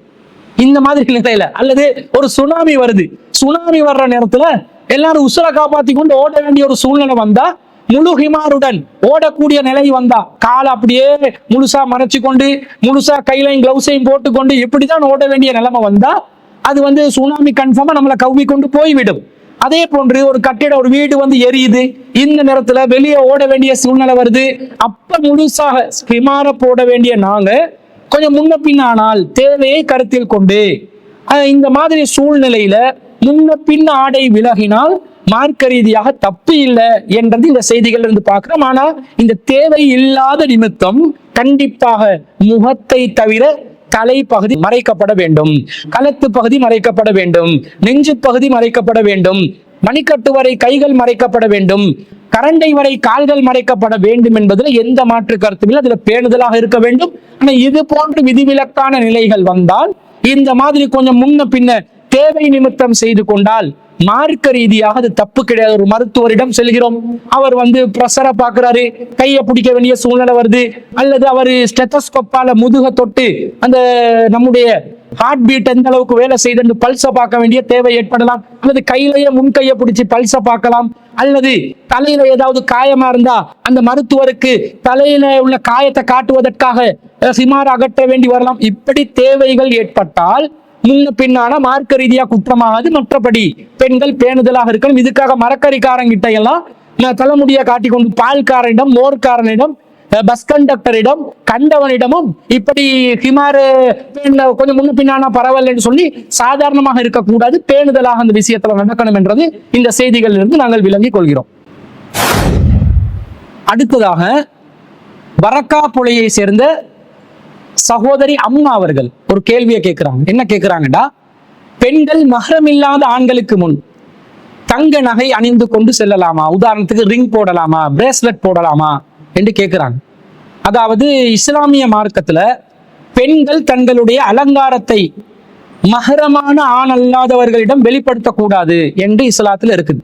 அல்லாஹ் தஆலா குர்ஆன்ல 24வது அத்தியாயத்துல 31வது வசனத்துல அல்லாஹ் சொல்றான், வகுல்லில் முஃமினாத்தி, மூமினான பெண்களுக்கு சொல்லுங்கள், யகுலுல்ன மின் அப்சாரிஹின்ன, அவர்கள் தங்கள் பார்வைகளை தாழ்த்தி கொள்ள வேண்டும், வயஹ்ஃபல்ன ஃபுரூஜஹுன்ன, தங்கள் கற்புகளை பேணிக் கொள்ள வேண்டும், வலா யுபதீன ஸீனத்தஹுன்ன, அவர்கள் தங்களின் அலங்காரத்தை வெளிப்படுத்த கூடாது, இல்லா மா ஸஹர மின்ஹா, தானாக வெளியே தெரிபவற்றை தவிர, வல் யضربن بخمرهن على جيوبهن, அவர்கள் தங்கள் ஹிமார்களை மார்பகங்கள் மீது போட்டுக்கொள்ள வேண்டும் என்று அல்லாஹ் சொல்றான். இந்த வசனத்துல அல்லாஹ் சொல்றான், வலா யுபதீன ஸீனத்தஹுன்ன இல்லா மா ஸஹர மின்ஹா, தானாக வெளியே தெரிபவற்றை தவிர அவர்கள் ஜீனத்தை வெளிப்படுத்திக் கொள்ள கூடாது. தானா வெளியே தெரிபவற்றை தவிர என்றால் என்ன என்று சொன்னால், ஒரு பெண் ஆடை அணியும் போது இஸ்லாம் சொல்லக்கூடிய விதத்துல முகம் தெரியக்கூடிய விதத்தில், முன்கை வரை கைகள் தெரியக்கூடிய விதத்தில், கரண்டைக்கு கீழே பாதங்கள் தெரியக்கூடிய விதத்தில் பெண்கள் ஆடை அணிந்தால் அந்த பெண்கள் அந்த தன்னை மறைத்துக் கொள்வதற்காக அணியக்கூடிய ஆடையில் ஒரு அலங்காரம் வெளிப்படும். ஒரு கலர் இருக்கும், அல்லது ஒரு சின்ன அளவுல சரி ஒரு டிசைன் இருக்கும், ஏதாவது ஒரு விதத்துல ஒரு அலங்காரம் வெளிப்படும். இந்த அலங்காரத்தை பொறுத்தளவுல அதை தவிர்த்து கொள்ள முடியாது. ஏனென்றால் அது ஏதாவது ஒரு ஆடையை போட்டு மறைக்கும் போது அந்த ஆடையில் உள்ள அலங்காரம் வெளியே தெரியத்தான் செய்யும். சில பேர் இதற்கு பதிலாக கருப்பு துணியை நாங்க அணிஞ்சு கொண்டா எந்த அலங்காரமும் வெளிப்படாது என்று சொல்லி கருப்பு துணியால முழுசா ஆடை அணியணும் என்ற மாதிரி ஒரு சட்டத்தை கொண்டு வந்துட்டாங்க. இப்ப கருப்பு துணியில ஆடை அணிய போன பெண்கள் என்ன செஞ்சிட்டாங்கன்னு சொன்னா, அதுல டிசைன் போட ஆரம்பிச்சுட்டாங்க. என்ன டிசைன்? வௌவால் டிசைனு, சீக்கின்ஸ் நிரப்புவாங்க, கலர் கலரா விதவிதமா எம்ப்ராய்டரி டிசைன் வந்துருவாங்க. துபாய் அபாயாண்டுவான், குவைட் அபாயாண்டுவான், கட்டார் அபாயாண்டுவான். ஒவ்வொரு டிசைன்ல விதவிதமா என்ன செய்யறாங்க, கருப்புக்குள்ளே வேலைமானத்தை போட்டு அதையும் அலங்காரம் ஆக்கிட்டாங்க. அப்ப இந்த அலங்காரத்தை பொறுத்தளவுல இதை தவிர்க்க முடியாதுன்றது அல்லாஹ்க்கு தெரியும் என்பதனாலதான் வலா யுபதீன ஸீனத்தஹுன்ன, அலங்காரத்தை வெளிப்படுத்தாதீங்க, இல்லாம லஹர மின்ஹா, தானா வெளியே தெரிபவற்றை தவிர, அது தெரியத்தான் செய்யும். ஒரு அலங்காரமும் இல்லாமல் ஆடை அணிய வேண்டும் என்று பெண்களுக்கு சட்டம் போடுறதா இருந்தா, போனி இருக்குது, நம்ம இலங்கையில போனி என்றுவாங்க, சாக்கு இருக்குதே, சாக்கால தான் ட்ரெஸ் தச்சு கொடுக்கணும். அந்த சாக்குலையும் என்ன செய்வாங்கன்னா கலர் கலரா பேர் போட்டு வச்சிருப்பான். ஏதாவது அரிசி மூட்டையா இருந்தா அந்த அரிசி மூட்டை கம்பெனியோட பேர் இருக்கும், அப்பயும் ஒரு அலங்காரம் வெளியத்தான் செய்யும். அல்லது சாக்குல தையல் போட்டு அந்த தையல் ஏதாவது டிசைன் தையலா போட்டாங்கன்னா அதுலயும் அலங்காரம் வெளிப்படத்தான் செய்யும். இதை தவிர்க்க முடியாது என்பதனால் இல்லாம ஸஹர மின்ஹா, தானா வெளியே தெரிபவற்றை தவிர அது அல்லாஹ் தஆலா மன்னிச்சிட்டான், பரவாயில்லை. ஆனா ஜீனத்தை அல்லாஹ் வெளிப்படுத்த வேணாம் என்றான். ஜீனத் என்றால் என்ன? ஜீனத் என்றால் இயற்கையான பெண்களின் அழகு என்பது ஜீனத் அல்ல. அது ஹுஸ்ன் என்ற வார்த்தை வருது, அல்லது ஜமால் என்ற வார்த்தையில வரும். இதுதான் இயற்கையாக தென்படக்கூடிய அழகு. ஜீனத் என்று சொன்னால் செயற்கையாக அழகை மெருகூட்டுவதற்காக வேண்டி, அதிகப்படுத்துவதற்காக சில உபகரணங்களூடாக, சில பொருட்களூடாக ஏற்படுத்தக்கூடிய அலங்காரம் தான் இந்த ஜீனத் என்பது. அழகு என்பது இயற்கையாக உடல்ல இருக்கக்கூடிய தோலின் வெண்மை அல்லது முகத்தின் அழகு அல்லது உடம்பின் அழகு அழகுல வந்துடும். அதை எப்படி வெளிப்படுத்தக்கூடாது? அல்ல எதை வெளிப்படுத்த வேணாம் என்றான்டா, ஜீனத்தை வெளிப்படுத்தாதீங்க. நீங்க எக்ஸ்ட்ராவா போடக்கூடிய, எக்ஸ்ட்ராவா நீங்க செயற்கையாக ஏற்படுத்தக்கூடிய அலங்காரம் இருக்குதே, அதை போட்டுறாதீங்க. பெண்கள் என்ன செய்வாங்கடா, புருவம் இருக்கும், அந்த புருவத்தை என்ன பண்ணுவாங்க, வெட்டி போட்டுருவாங்க. புருவம் சாதாரணமா இருக்கிற புருவத்துல ஒரு அலங்காரத்தை ஏற்படுத்துறாங்க. மூக்கு சாதாரணமா நல்லதா இருக்கும், ஆனா அந்த மூக்குனோட ஓட்டைய போட்டு அதுல ஒரு மூக்குத்திய போட்டு கொள்வாங்க. அப்ப அல்லாஹ் தஆலா திருக்குர்ஆன்ல இதை தடுக்கிற, அந்த ஓட்டை போடுறது, உடம்புல மாற்றங்கள் ஏற்படுத்துவது, அது சைத்தானுடைய காரியம். சைத்தான் அல்லாவிடம் பெற்றுக்கொண்ட ஒரு வரம் தான், அல்லாவிடம் மனிதர்களை வழிகெடுப்பதற்கு பயன்படுத்தக்கூடிய ஒரு முறையாக சொன்ன ஒரு விஷயம்தான் வல யுகையிரன்ன ஹல்கல்லா, அவர்கள் அல்லாஹ்வின் படைப்பில் மாற்றங்களை ஏற்படுத்துவார்கள். அப்ப மூக்குத்தி போட்டு மூக்க ஓட்டையாக்கி ஒரு அலங்காரத்தை மேலதிகமா என்ன செய்யறாங்க, எக்ஸ்ட்ரா கவர்ச்சியா இருக்கும். மூக்குத்தி போடும் பெண்கள் சாதாரண பெண்களை விட ஆண்களால் கவரப்படக்கூடிய நிலை இருக்கும். அது கண்டிப்பாக தவிர்த்து கொள்ள வேண்டிய ஒன்று. அடுத்தது என்ன பண்ணுவாங்க, உதட்டு சாயம் போடுவாங்க, லிப்ஸ்டிக் என்ற பேர்ல.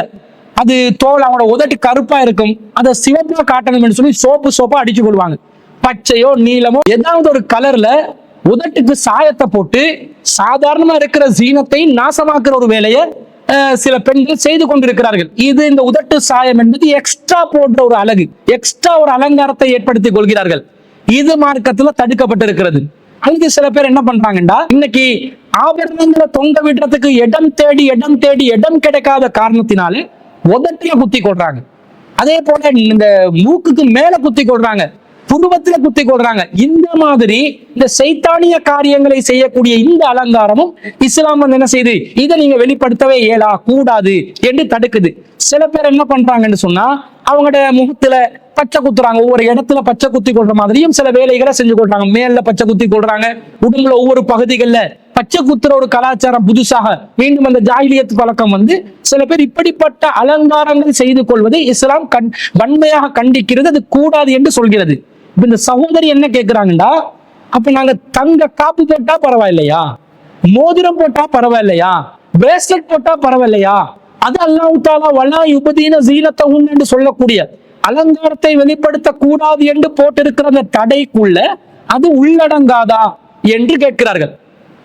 பொதுவாக இந்த குர்ஆன் வசனத்தை அடிப்படையாக வைத்து பார்க்கும் பொழுது வளையல் போடுவது, மோதிரம் போடுவது, பிரேஸ்லெட் போடுவதும் கண்டிப்பாக அந்த அலங்காரத்துக்குள்ளதான் வரும். ஆனால் இதை நபி ஸல்லல்லாஹு அலைஹி வஸல்லம் அவர்கள் பிரத்யேகமாக அனுமதித்திருந்தால் அப்ப அந்த அலங்காரத்துக்குள்ள அது வராது என்று நாங்கள் முடிவு செய்து கொள்ள வேண்டும். அப்ப ரசூல் ஸல்லல்லாஹு அலைஹி வஸல்லம் அவர்கள் தங்க வளையலை பெண்கள் அணிவதற்கு அனுமதி கொடுத்தாங்களா இல்லையா என்பதை தேடி பார்க்கணும். ரசூல் ஸல்லல்லாஹு அலைஹி வஸல்லம் மோதிரங்களை பெண்களுக்கு அணிவதற்கு அனுமதி கொடுத்தார்களா இல்லையா என்பதை தேடி பார்க்கணும். அப்படி தேடி பார்க்கும் பொழுது ஒரு செய்தி வருது. என்ன வருதுன்னு சொன்னா, நபிகள் நாயகம் ஸல்லல்லாஹு அலைஹி வஸல்லம் அவர்களுடைய காலத்துல 2 பெண்கள் ரசூலுல்லாஹ்விடம் வருகிறார்கள். அன்னம்ரஅதானி அத்தா ரசூலுல்லாஹி ஸல்லல்லாஹு அலைஹி வஸல்லம் வஃபி ஐதீஹிமா சுவாரானி மின் தஹபின். 2 பெண்கள் ரசூலுல்லாஹ்விடம் வருகிறார்கள், அவர்களுடைய கைகளில் தங்கத்திலான 2 வளையல்கள் இருந்தன என்று வருகிறது. அப்ப ரசூலுல்லாஹ் கேட்கிறாங்க, ஃபகால லஹுமா, அவர்களிடம் கேட்கிறார்கள், அத்து அத்தியானி ஜகாத்தஹு, நீங்க 2 பேரும் இதுக்கு ஜகாத் கொடுத்துட்டீங்களா அப்படின்னு கேட்கிறாங்க. காலத்தாலா, அவங்க இல்லை என்று சொல்கிறார்கள். அப்ப ரசூலுல்லாஹ் சொல்றாங்க, அத்து ஹிப்பானி ஐ யுஸவ்விரகும் அல்லாஹு பிசுவாரைனி மின்னார், உங்கள் இருவரையும் மறுமையிலே நரகத்திலே அல்லாஹ் 2 நெருப்பு வளையல்களை போட்டு வேதனை செய்வதை நீங்கள் விரும்புகிறீர்களா? அல்லாஹ் மூலம் நீங்கள் வேதனை செய்யப்படுவதை விரும்புகிறீர்களா என்று கேட்கிறாங்க. அப்ப அவங்க சொல்றாங்க, காலத்தாலா, இல்லை அல்லாஹ்வின் தூதரே என்கிறார்கள். அப்ப ரசூலுல்லாஹ் சொல்றாங்க, ஃபஅத்தியா ஜகாத்தஹு, அந்த 2 வளையல்களுக்கான ஜகாத்தை கொடுத்து விடுங்கள் என்று நபி ஸல்லல்லாஹு அலைஹி வஸல்லம் சொல்ற செய்தி அம்ர் இப்னு சுஐப் ரலியல்லாஹு அன்ஹு அவர்கள் அறிவிக்கிறார்கள். அபூதாவுதுல 1565வது செய்தியாக பதிவு செய்யப்பட்டிருக்கிறது. அப்ப என்ன விளங்குது, நபி ஸல்லல்லாஹு அலைஹி வஸல்லம் அவர்களுக்கு முன்னாடி 2 பெண்கள் வருகிறார்கள். அந்த 2 பெண்கள் 2 வளையல்களை அணிந்திருக்கிறார்கள். ரசூலுல்லாஹி ஸல்லல்லாஹு அலைஹி வஸல்லம் காணக்கூடிய நிலையில் ரசூலுல்லாஹி ஸல்லல்லாஹு அலைஹி வஸல்லம் அந்த பெண்களுக்கு அந்நிய ஆண் தானே. அப்ப ரசூல் ஸல்லல்லாஹு அலைஹி வஸல்லம் அந்த பெண்களிடம் என்ன கேட்டாங்க? ரசூலை எதை கண்டித்தார்கள்? ரசூலுல்லாஹ் அந்த பெண்களிடம் கண்டித்தது, இந்த தங்க நகைக்காக ஜகாத்து கொடுத்துட்டீங்களான்னு தான் கேட்டாங்க. ஜகாத்து கொடுத்தா பரவாயில்லை, அணிந்து கொள்ளலாம். ஜகாத்து கொடுக்கவில்லை என்றால் அதை அணிவது நரகத்தில் வளையல் போட்டு, நெருப்புல வளையல் போட்டு வேதனை செய்யப்படுகின்ற அளவுக்கு பாவமான ஒரு காரியம் என்றாங்க. ரசூலை எதை கண்டிக்கல? அல்லாஹ் குர்ஆன்ல ஜீனத்தை வெளிப்படுத்த கூடாது என்று சொல்லி இருக்கிறான். நீங்கள் இருவரும் எவ்வாறு ஜீனத்தை வெளிப்படுத்தி கொண்டு வரலாம் என்று ரசூல் ஸல்லல்லாஹு அலைஹி வஸல்லம் அவர்கள் கண்டித்ததாக இந்த செய்தியில நாங்கள் காணக்கூடியதாக இல்லை. அப்படி என்றால் வலா யுபதீன ஜீனத்தஹுன்ன என்பது அலங்காரத்தை வெளிப்படுத்த கூடாது என்பது பொதுவான சட்டம். அதிலிருந்து இந்த வளையல் அணிவது என்பது விதிவிலக்காகிறது. வளையல் அணிவது விதிவிலக்கானதனால்தான் நபி ஸல்லல்லாஹு அலைஹி வஸல்லம் அவர்கள் அதை அனுமதித்திருப்பதை நாங்கள் பார்க்கிறோம். அதே போன்று நபி ஸல்லல்லாஹு அலைஹி வஸல்லம் ஒரு முறை பிறநாள் தினத்திலே உரை நிகழ்த்துகிறார்கள். பெண்களுக்கு உரை நிகழ்த்தப்பட்டது கேட்கப்படவில்லை, அவர்கள் செய்மடுப்பதற்கு போதுமான அளவு சத்தமாக பேசப்படவில்லை என்பது ரசூலுல்லாஹ் விளங்கின உடனே அன்ன ரசூலுல்லாஹி ஸல்லல்லாஹு அலைஹி வஸல்லம் ஹரஜ வ மஅஹு பிலால், ரசூல் ஸல்லல்லாஹு அலைஹி வஸல்லம் அவர்கள் வெளியே செல்கிறார்கள், அந்த பெண்களிடத்திற்கு செல்கிறார்கள். பிலால் ரலியல்லாஹு அன்ஹு அவர்களும் இருந்தார்கள்.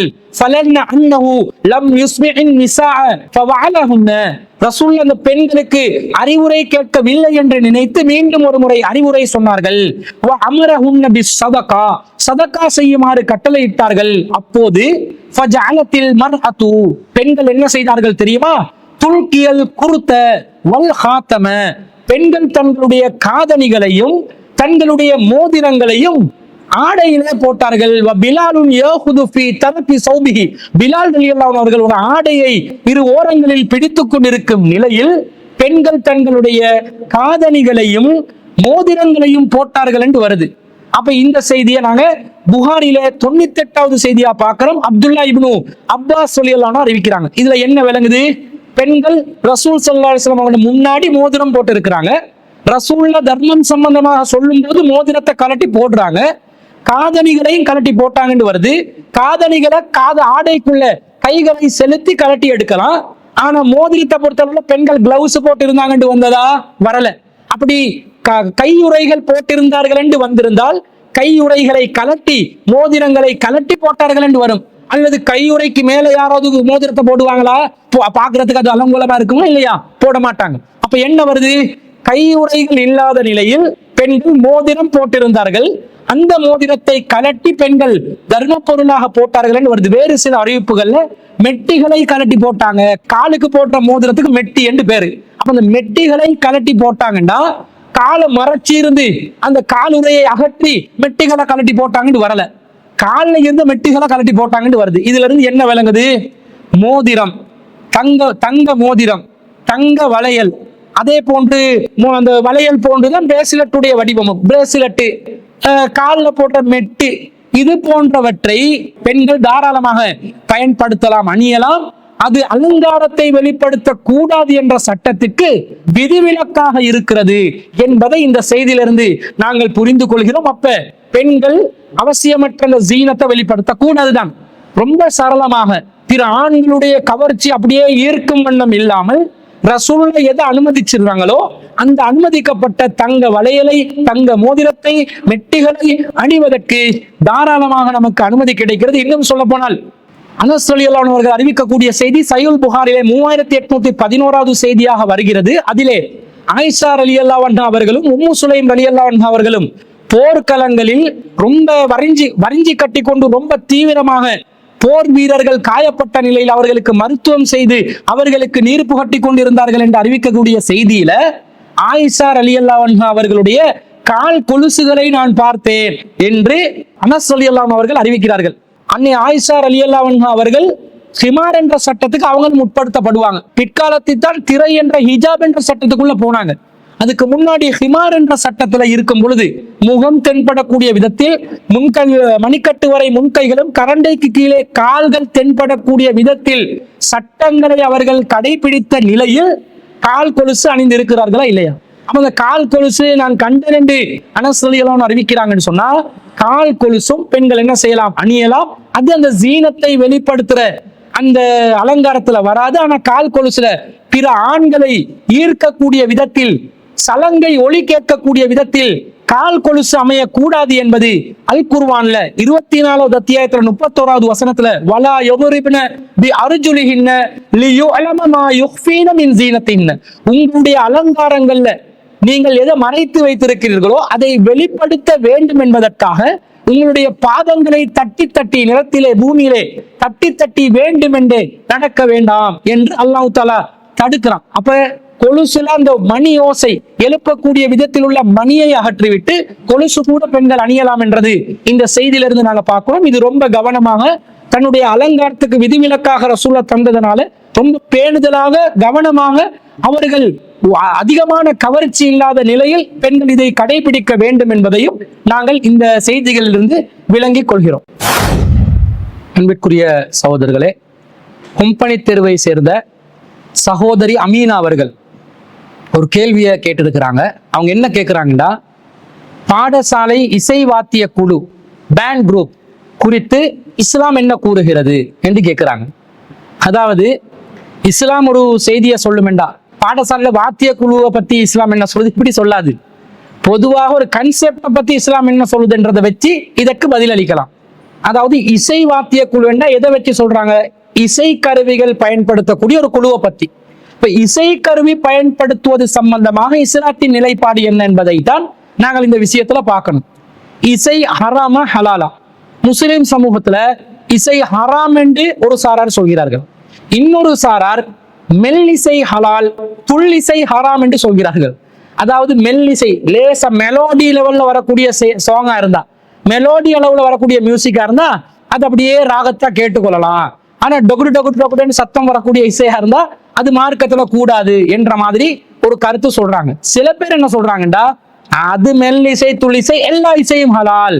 அது இஸ்லாமிய கீதம் நாகூர் அனிஃபா படிச்சிருக்கிறாரா இல்லையா, அதுல மியூசிக் வருதா இல்லையா, அதுல பியானோ வாசிக்கிறாங்களா இல்லையா, அதுல டபுளா வாசிக்கிறாங்களா இல்லையா, எல்லா இசையும் ஹலால் தான் என்று சொல்றாங்க. இதுல எது சரி என்பதை நாங்கள் பார்க்க வேண்டும். இசை சம்பந்தமாக திருக்குர்ஆன்ல இசை ஹராம் என்பதற்கு நேரடியாக எந்த ஒரு ஆதாரமும் இல்லை. ஆனால் நபிகள் நாயகம் ஸல்லல்லாஹு அலைஹி வஸல்லம் அவர்கள் இசை ஹராம் என்று நேரடியாக தடை செய்திருக்கிறார்கள். எப்படி வருது? புகாரிலே 5590வது செய்தியில என்ன வருது என்று சொன்னா, லயகூனன்ன மின் உம்மத்தி அக்வாம், எனது உம்மத்திலே ஒரு சமூகம் வருவார்கள், சாரார் வருவார்கள், யஸ்தஹில்லூனல் ஹிர வல் ஹரீர, அவர்கள் விபச்சாரத்தையும் பட்டாடையும் ஹலாலாக்குவார்கள், வல் ஹம்ர வல் மஆசிஃப, மதுவையும் இசைக்கருவிகளையும் ஹலாலாக்குவார்கள் என்று நபி ஸல்லல்லாஹு அலைஹி வஸல்லம் அவர்கள் ஒரு எச்சரிக்கையை விடுக்கிறார்கள். எதிர்காலத்தில் ஒரு சமூகம் வரும், முஸ்லிம் சமூகத்திலே ஒரு சாரார் வருவார்கள், பட்டை ஹலாலாக்குவார்கள். பட்டு இஸ்லாத்தில் ஹராம், ஆனா இந்த சாரார் பட்டை ஹலாலாக்குவார்கள். மது இஸ்லாத்தில் ஹராம், ஆனா இந்த சாரார் மதுவை ஹலாலாக்குவார்கள். இசைக்கருவி இஸ்லாத்தில் ஹராம், ஆனா இந்த சாரார் இசைக்கருவியை ஹலாலாக்குவார்கள். விபச்சாரம் இஸ்லாத்தில் ஹராம், ஆனா இந்த சாரார் விபச்சாரத்தையும் ஹலாலாக்குவார்கள் என்று நபி ஸல்லல்லாஹு அலைஹி வஸல்லம் சொல்றாங்க. அல்லாஹ் காப்பாத்தணும், அல்லாஹ் பாதுகாக்கணும். இசைக்கு இஸ்லாமிய இசை என்று யாரு சொல்கிறார்களோ அவர்களும் இந்த ஹதீஸின் மூலம் எச்சரிக்கை செய்யப்பட்டவர்கள். நாகூர் அனீஃபாவுடைய இஸ்லாமிய கீதங்கள், இஸ்லாமிய இசைகள் என்று சொல்லி யாரெல்லாம் ரசிக்கிறார்களோ, இஸ்லாமிய கலை நிகழ்வுகள்ல, இஸ்லாமிய நிகழ்ச்சிகள்ல, இஸ்லாமிய பாடல்கள் என்று மியூசிக்கோட சேர்ந்து இதை யாரெல்லாம் மார்க்க சாயலில் இதை அனுமதிக்கிறார்களோ அவர்கள் எல்லாம் இந்த ஹதீஸின் மூலம் எச்சரிக்கை செய்யப்பட்ட அந்த வழிகெட்ட சாரார் என்று விளங்குகிறோம். ஏன் வழிகேடு? இவர்கள் எதையெல்லாம் ஹலாலாக்குறாங்க? மது ஹலால், பட்டு ஹலால், விபச்சாரம் ஹலால் என்றாங்க. அப்ப இந்த மாதிரி கேடு கெட்ட அசிங்கமான மானக்கேடான விஷயங்களை ஹலால் செய்பவர்கள் தான் இசை கருவிகளும் ஹலால் என்று சொல்வார்கள் என்று நபி ஸல்லல்லாஹு அலைஹி வஸல்லம் அவர்கள் சொல்வதிலிருந்து எந்த அளவுக்கு விபச்சாரம் ஹராமோ, எந்த அளவுக்கு பட்டாடை ஹராமோ, எந்த அளவுக்கு மது ஹமரு ஹராமோ அந்த அளவுக்கு இசையும் ஹராம் என்பது நாங்கள் இந்த செய்தியிலிருந்து விளங்கிக் கொள்கிறோம். அதே போன்று நபிகள் நாயகம் ஸல்லல்லாஹு அலைஹி வஸல்லம் அவர்கள் இந்த இசை கருவிகள்ல ஒரு விதிவிலக்க கொடுக்குறாங்க. பொதுவாக இசை கருவிகள் அனைத்தும் ஹராம், ஆனா ஒரு விஷயத்துக்கு மட்டும் ரசூல் ஸல்லல்லாஹு அலைஹி வஸல்லம் விதிவிலக்கு கொடுத்ததை நாங்க சஹீஹ் முஸ்லிம்ல 1619வது செய்தியில பாக்குறோம். ஆயிஷா ரலியல்லாஹு அன்ஹா அறிவிக்கிறாங்க, தஹல அலைய அபூபக்கர், அபூபக்கர் ரலியல்லாஹு அன்ஹு அவர்கள் என்னிடம் வந்தார்கள். வஇந்தி ஜாரியத்தானி மின் ஜவாரியல் அன்சார், என்னுடைய அண்டை வீட்டாரான 2 அன்சாரி பெண்கள் இருக்கும் நிலையில் என்னிடம் அபூபக்கர் ரலியல்லாஹு அன்ஹு வந்தார்கள். துகன்னியானி பிமா தகாவலத் பிஹில் அன்சாரு யௌம புஆசின். அவர்கள் பாடல் பாடிக்கொண்டிருந்தார்கள். என்ன பாட்டு பாடிக்கொண்டிருந்தாங்க? புஆஸ் எனும் போரின் போது அன்சாரிகள் பாடிய பாடல்களை பாடிக்கொண்டிருந்தார்கள். ஒரு புஆஸ் என்ற ஒரு போர் நடந்திருக்குது. அந்த போர்ல வெற்றி பெறும் போது அன்சாரிகள், அந்த காலத்துல ஹவுஸ் கஸ்ரத் குலத்தை சேர்ந்தவர்கள் வெற்றிக்காக வேண்டி பாடல்களை பாடியிருக்கிறார்கள். அந்த பாடல்களை ஆயிஷா ரலியல்லாஹு அன்ஹா அவர்களுடைய வீட்டுல இந்த அன்சாரி பெண்கள் பாடிக்கொண்டு இருக்கிறார்கள். இந்த நிலையில ஆயிஷா ரலியல்லாஹு அன்ஹா சொல்றாங்க, வலைசத்தா பிமுகன்னியத்தேனி, அவர்கள் பாடகிகளாக இருக்கவில்லை. அந்த பரம்பரையா பாடல் பாடக்கூடிய பாடகிகள் எல்லாம் இல்ல, சாதாரண 2 அன்சாரி பெண்கள் தான். ஆனா பாட்டு படிச்சு கொண்டிருந்தாங்க. அந்த நேரத்துல அபூபக்கர் வந்தார்கள். வந்து என்ன சொன்னார்கள்? ஃபகால அபூபக்கர் அபி முஸ்மூரி ஷைத்தானி ஃபீ பைத்தி ரசூலில்லாஹி ஸல்லல்லாஹு அலைஹி வஸல்லம், அல்லாஹ்வின் தூதர் ஸல்லல்லாஹு அலைஹி வஸல்லம் அவர்களுடைய வீட்டிலே ஷைத்தானின் இசை கருவிகளா என்று கேட்கிறார்கள். அப்ப ரசூல் ஸல்லல்லாஹு அலைஹி வஸல்லம் சொல்றாங்க, யா அபூபக்கர், அபூபக்கர் அவர்களே, இன்ன லிகுல்லி கௌமின் ஈதன், எல்லா சமூகங்களுக்கும் பெருநாள் தினங்கள் இருக்கின்றன. வஹாதா ஈதுனா, இன்றைய நாள் நமது பெருநாளாக இருக்கிறது. எனவே நீங்கள் இந்த பெருநாள் நாளில் அவர்கள் இசைக்கருவிகளை கொண்டு இசைப்பதை நீங்கள் தடை செய்ய வேண்டாம் என்று நபி ஸல்லல்லாஹு அலைஹி வஸல்லம் அவர்கள் இசைக்கருவி ஒன்றை பயன்படுத்தி இசைத்ததை அனுமதித்ததாக வருகிறது. இது சஹீஹ் முஸ்லிம்ல 1619.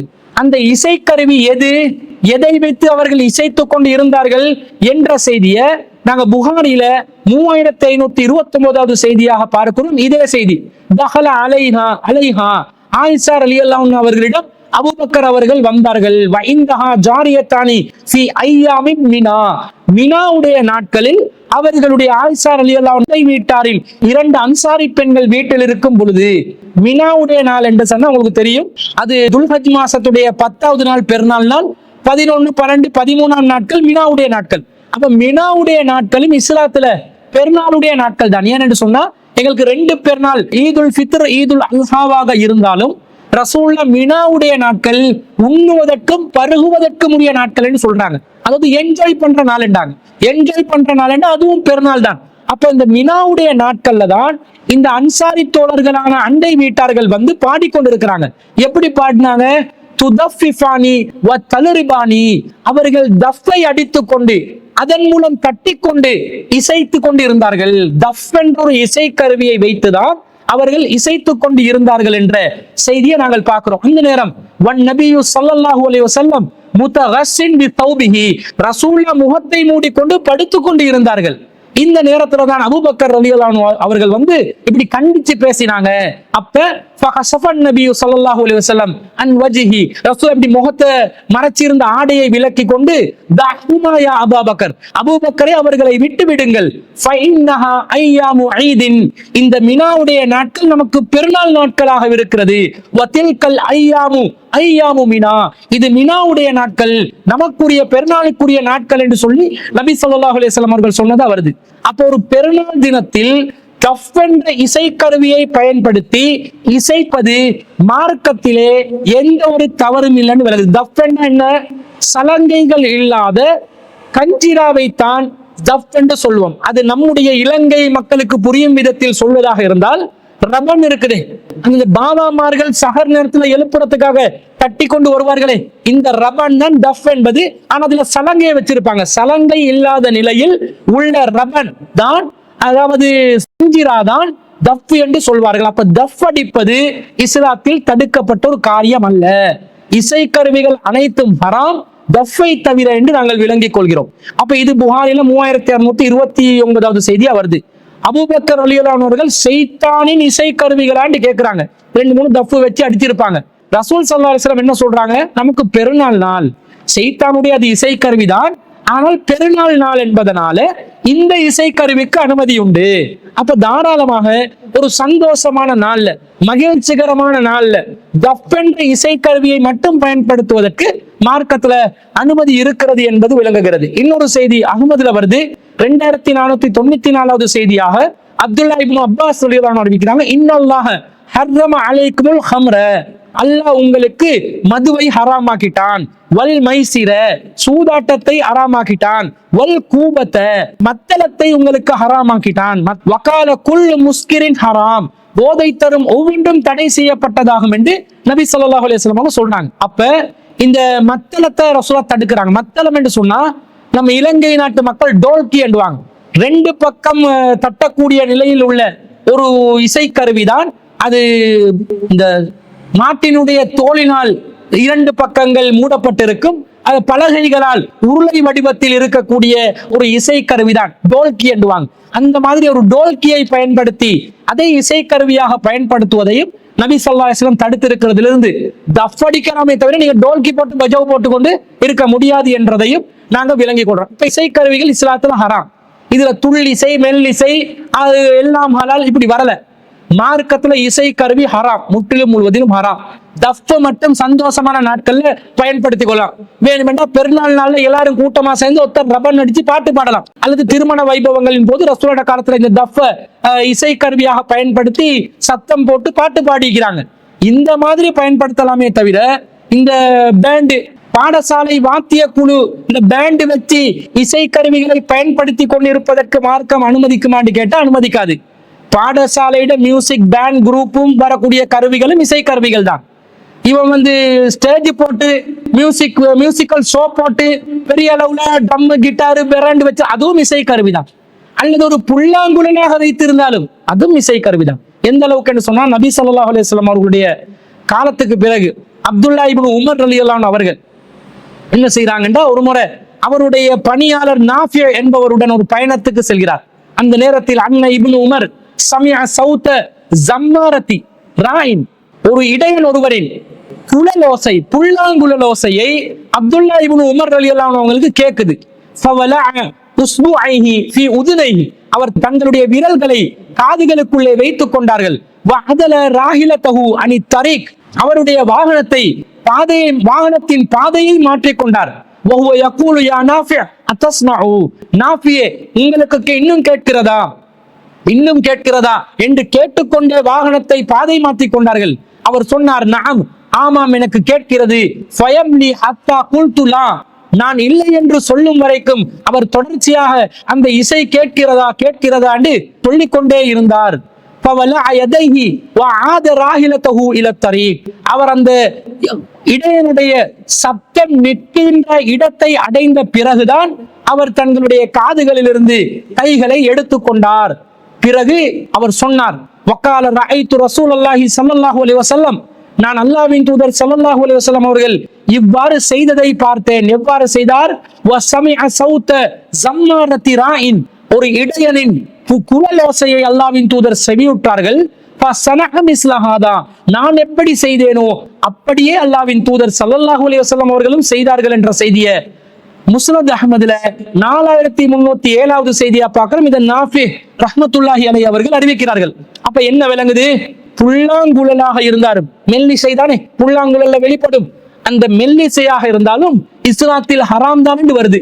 அப்ப எப்படி பேண்டு வாத்தியம் ஹலால், பாடசாலையில் இருக்கிற இசைக்கருவி ஹலால், வேற இடங்கள்ல ஹராம் என்று சொல்லலாம்? எல்லாம் ஹராம் தான். இலங்கையில முஸ்லிம் பாடசாலைகளில் கூட இந்த வாத்திய குழுவை வச்சு முஸ்லிம் ஆண்கள் பெண்கள் இசைக்கருவிகளை பயன்படுத்தி கொண்டு எதை மார்க்கம் விபச்சாரத்துக்கு நிகராக தடை செய்திருக்கிறதோ, பட்டுக்கு நிகராக தடை செய்திருக்கிறதோ, மதுக்கு நிகராக தடை செய்திருக்கிறதோ அந்த இசை கருவிகளை வைத்துக் கொண்டு பாடசாலை வைபவங்களில் இசைத்துக் கொண்டிருக்கிறார்கள். இவர்கள் அந்த வழிகட்ட பிரிவினர்களில் சேர்ந்து விடுவார்கள். மார்க்கத்துல எந்த வகையிலும் இதற்கு அனுமதி இல்லை. கேட்டா என்ன சொல்லுவாங்க தெரியுமா? இலங்கை பாடசாலைகள்ல நம்மளை நிர்பந்திக்கிறாங்க, எங்களுக்கு கட்டாயப்படுத்துறாங்க, பேண்ட் வச்சுதான் ஆகணும் என்றாங்க என்று சொல்கிறார்கள். எங்கேயாவது ஒரு சட்டத்தை காட்ட முடியுமா?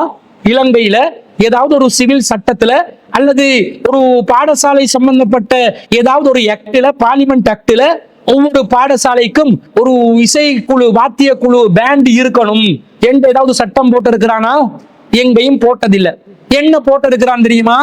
அதிகபட்சமா அவன் போடுவது கல்வி அமைச்சின் ஊடாக ஒரு சுற்று நிருபத்தை வெளியிட்டு இருக்கிறார்கள்.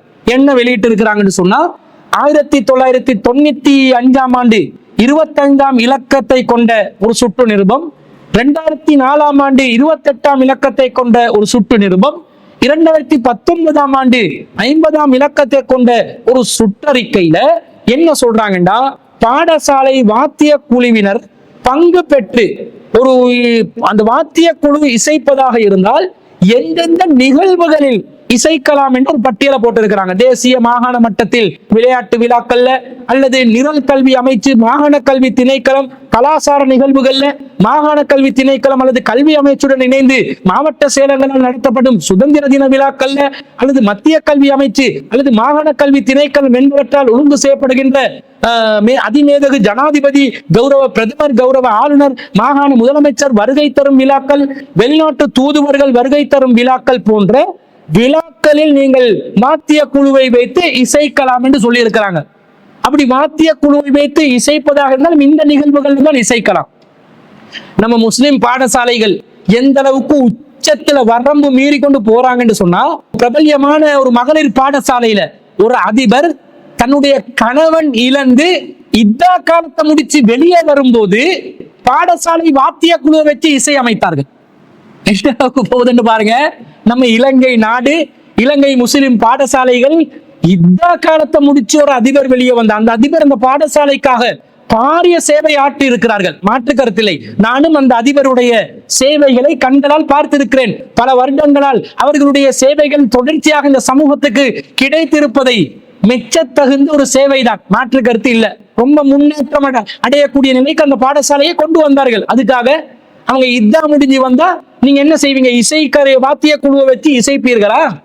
உங்களோட கல்வி அமைச்சின் சுற்று நிறுவனங்களுக்கு எதிரான ஒரு நடவடிக்கை அது. அது யாராவது கல்வி அமைச்சுல புகார் வைத்தால் அதற்காகவே நடவடிக்கை எடுக்கப்படலாம். அப்ப கல்வி அமைச்சு ஒன்றை சொல்லும், நம்ம முஸ்லிம் பாடசாலைகள் தாராளமாக அராத்துக்கு இடம் கொடுத்து விடுவார்கள், தாராளமாக அந்நிய கலாச்சாரத்துக்கு இடம் கொடுத்து விடுவார்கள். பாடசாலை சுற்று நிருபம் வந்தால் நீங்கள் விரும்பினால் சிங்களம் தமிழ் புத்தாண்டு விழாவுக்கான ஒரு நிகழ்வை நடத்தலாம் என்று லாம் லாம் லாம் லாமா என்று வந்தாலும் இவர்கள் என்ன பண்ணுவாங்க தெரியுமா? கட்டாயம் நடத்தியே ஆகணும் என்று பொங்கலோ பொங்கல் பொங்க வச்சிருவாங்க. நம்ம ஆக்கள் இருக்கிறாங்களே, வள்ளி கேட்டுட்ட வாசலை கொஞ்சம் திறந்து கொடுத்தா போதும், இவங்க 100% அந்த வாசலை திறந்ததுல மூழ்கி நாசமா போயிடுறாங்க. கொஞ்சமாவது ஈமான் இருக்கணுமா இல்லையா? மார்க்கப்பட்டு இருக்கணுமா இல்லையா? இசைக்கருவி வாத்திய குழு வைக்கலாம், என்னென்ன நிகழ்வுகள்ல வைக்கலாம்னு இருக்குது.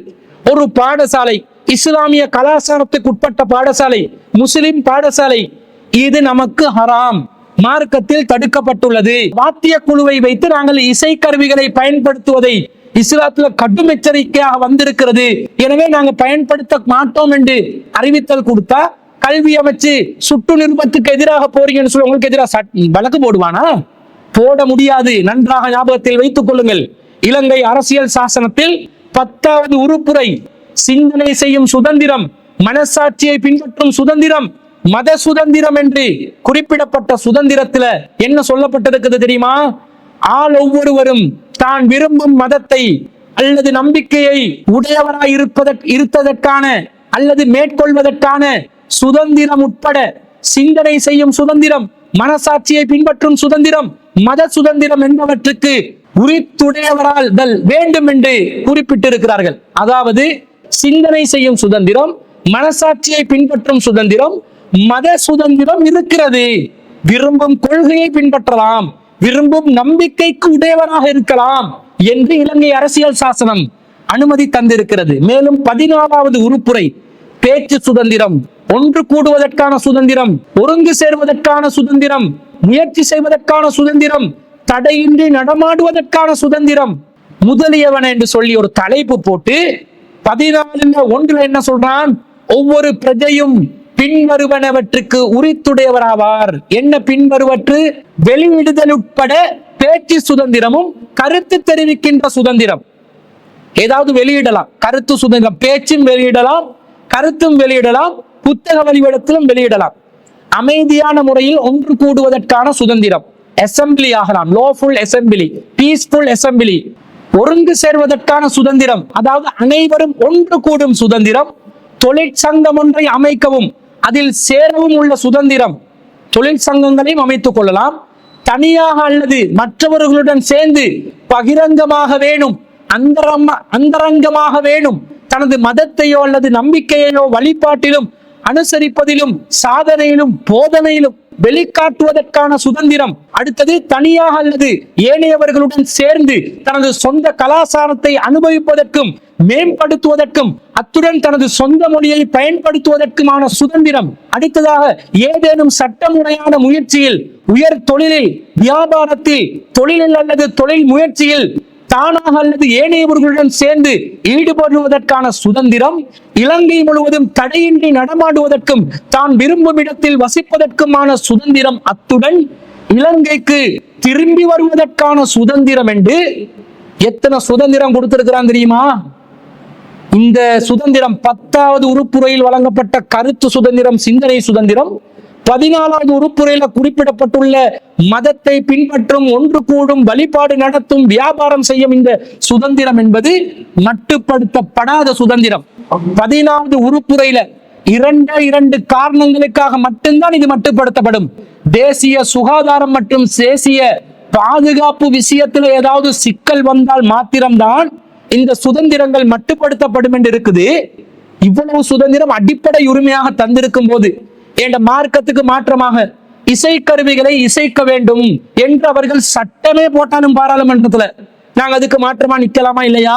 நிக்கலாம். கேட்டு சொல்லலாமா இல்லையா? இது நம்முடைய மார்க்கத்துக்கு எதிரானது, இதை நாங்க செய்ய முடியாது என்று சொல்லலாமா இல்லையா? சொல்லலாம். ஆனால் சொல்கிறார்களா? யாரும் சொல்வதில்லை, கண்டு கொள்வதில்லை, அலட்சிய போக்கில் இருக்கிறார்கள்.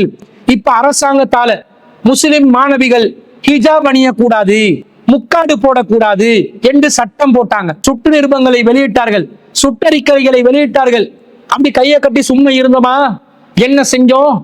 உயர் நீதிமன்றத்துக்கு சென்றோம், உச்ச நீதிமன்றத்துக்கு சென்றோம், அடிப்படை உரிமை மனு தாக்கல் செய்தோம், உரிமைகளை பெற்றுக்கொண்டோம், உறுதிப்படுத்தினோம். இது மத சுதந்திரம், இது கருத்து சுதந்திரம், இதுல யாரும் தலையிட முடியாது என்பதை நாங்கள் தெளிவாக நிறுவின ஒரு சமூகம்.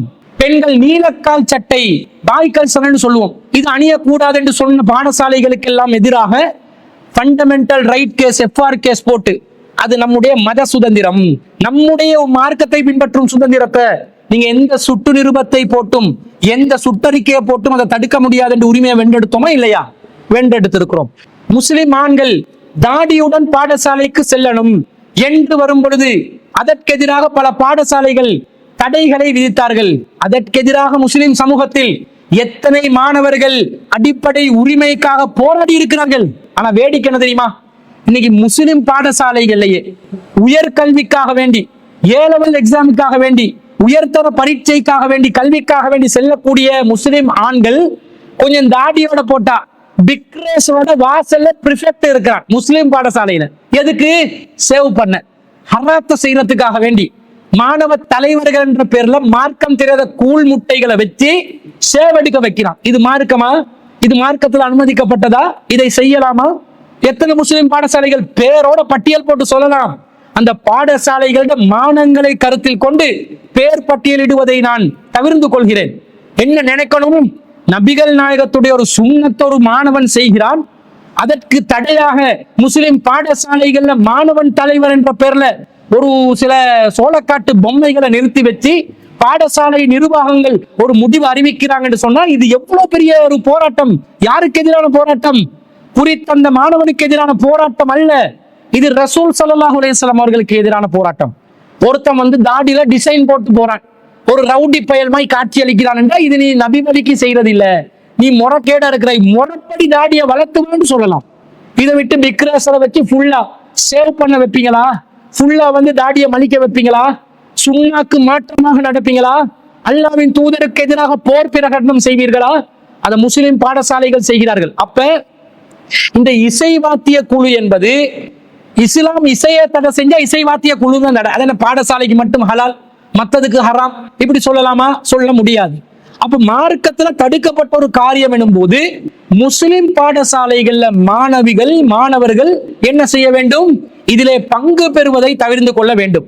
யாராவது ஒருத்தர் இதுக்கு கட்டாயப்படுத்தி பங்கு பெற வைக்க வேண்டும் என்று நிர்பந்தித்தால், அந்த மாணவிகள் விரும்பினால் அடிப்படை உரிமை வழக்கு தாக்கல் செய்யலாம். இது மார்க்கத்துல கூடாது, நம் மீது திணிக்கிறார்கள்.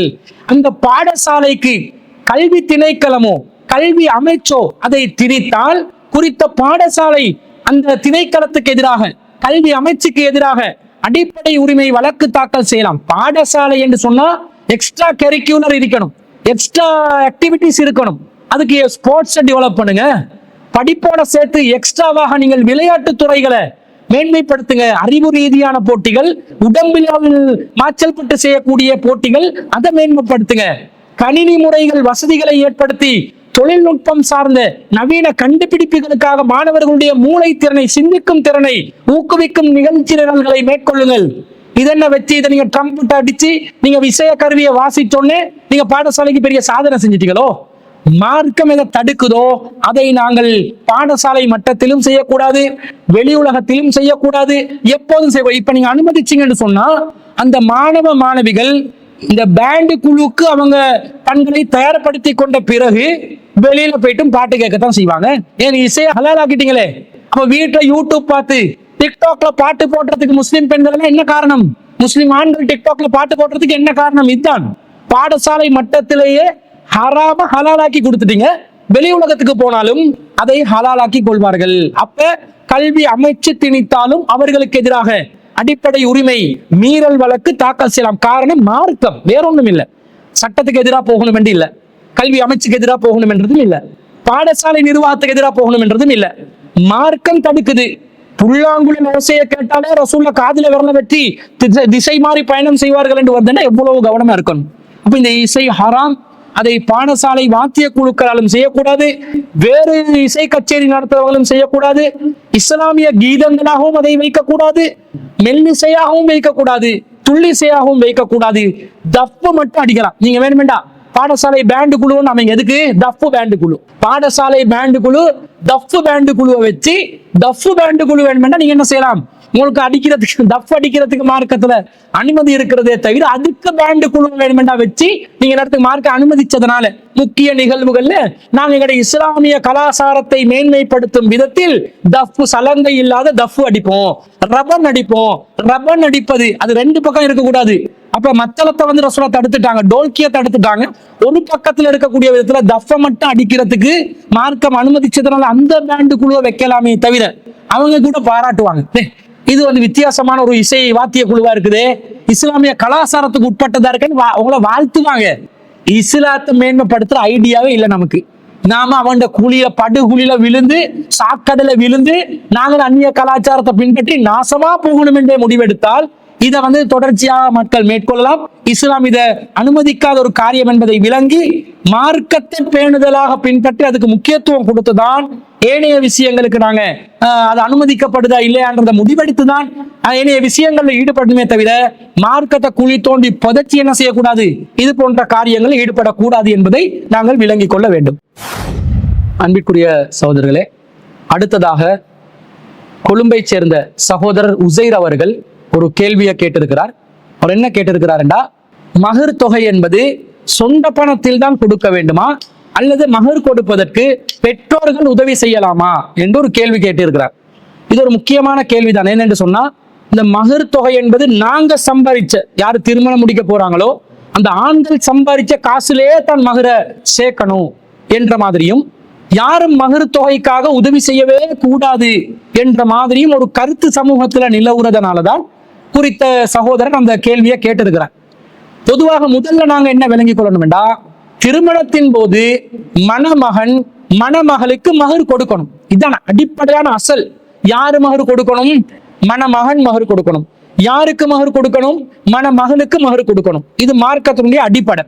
அல்லாஹ் திருக்குர்ஆன்ல 4வது அத்தியாயத்துல 4வது வசனத்துல வஆத்துன் நிஸா சதுகாத்தி இன்ன நிஹலா, பெண்களுக்கு அவர்களின் மனக்கொடைகளை கட்டாயமாக கொடுத்து விடுங்கள் என்று அல்லாஹ் சொல்கிறான். ஆனா ஃபைன் திபுனலக்கும் அன் ஷைஇன் மின்ஹு, நீங்க மகர் கொடுத்துட்டீங்க, பெண்கள் என்ன செய்யறாங்க, மணமகன் என்ன செய்யறாங்கடா, ஏதாவது ஒன்றை அவங்களாக மனம் வந்து உங்களுக்கு விட்டு தந்தால், நீங்க 10 லட்சம் ரூபாய் மகர் கொடுக்குறீங்க, அப்ப உங்களோட மணமகள் என்ன செய்யறாங்க, உங்களோட மனைவி என்ன செய்யறாண்டா, நீங்க வந்து எனக்கு 2 லட்சம் தந்தா போதும், 8 லட்சத்தை நீங்க வச்சுக்கோங்க, அவங்களாம் உங்களுக்கு திருப்பி தந்தால் அல்லாஹ் சொல்கிறான் ஃபைன் திபுனலக்கும் அன் ஷைஇன் மின்ஹு நஃப்ஸன், அவங்களாக விரும்பி உங்களுக்கு மகர் தொகையை திருப்பி தந்தால் ஃபகுலூஹு ஹனிஅம் மரீஹா, அதை நீங்கள் மகிழ்ச்சியுடனும் மன நிறைவுடனும் நீங்கள் உண்ணுங்கள் என்று அல்லாஹ் தஆலா சொல்றான்.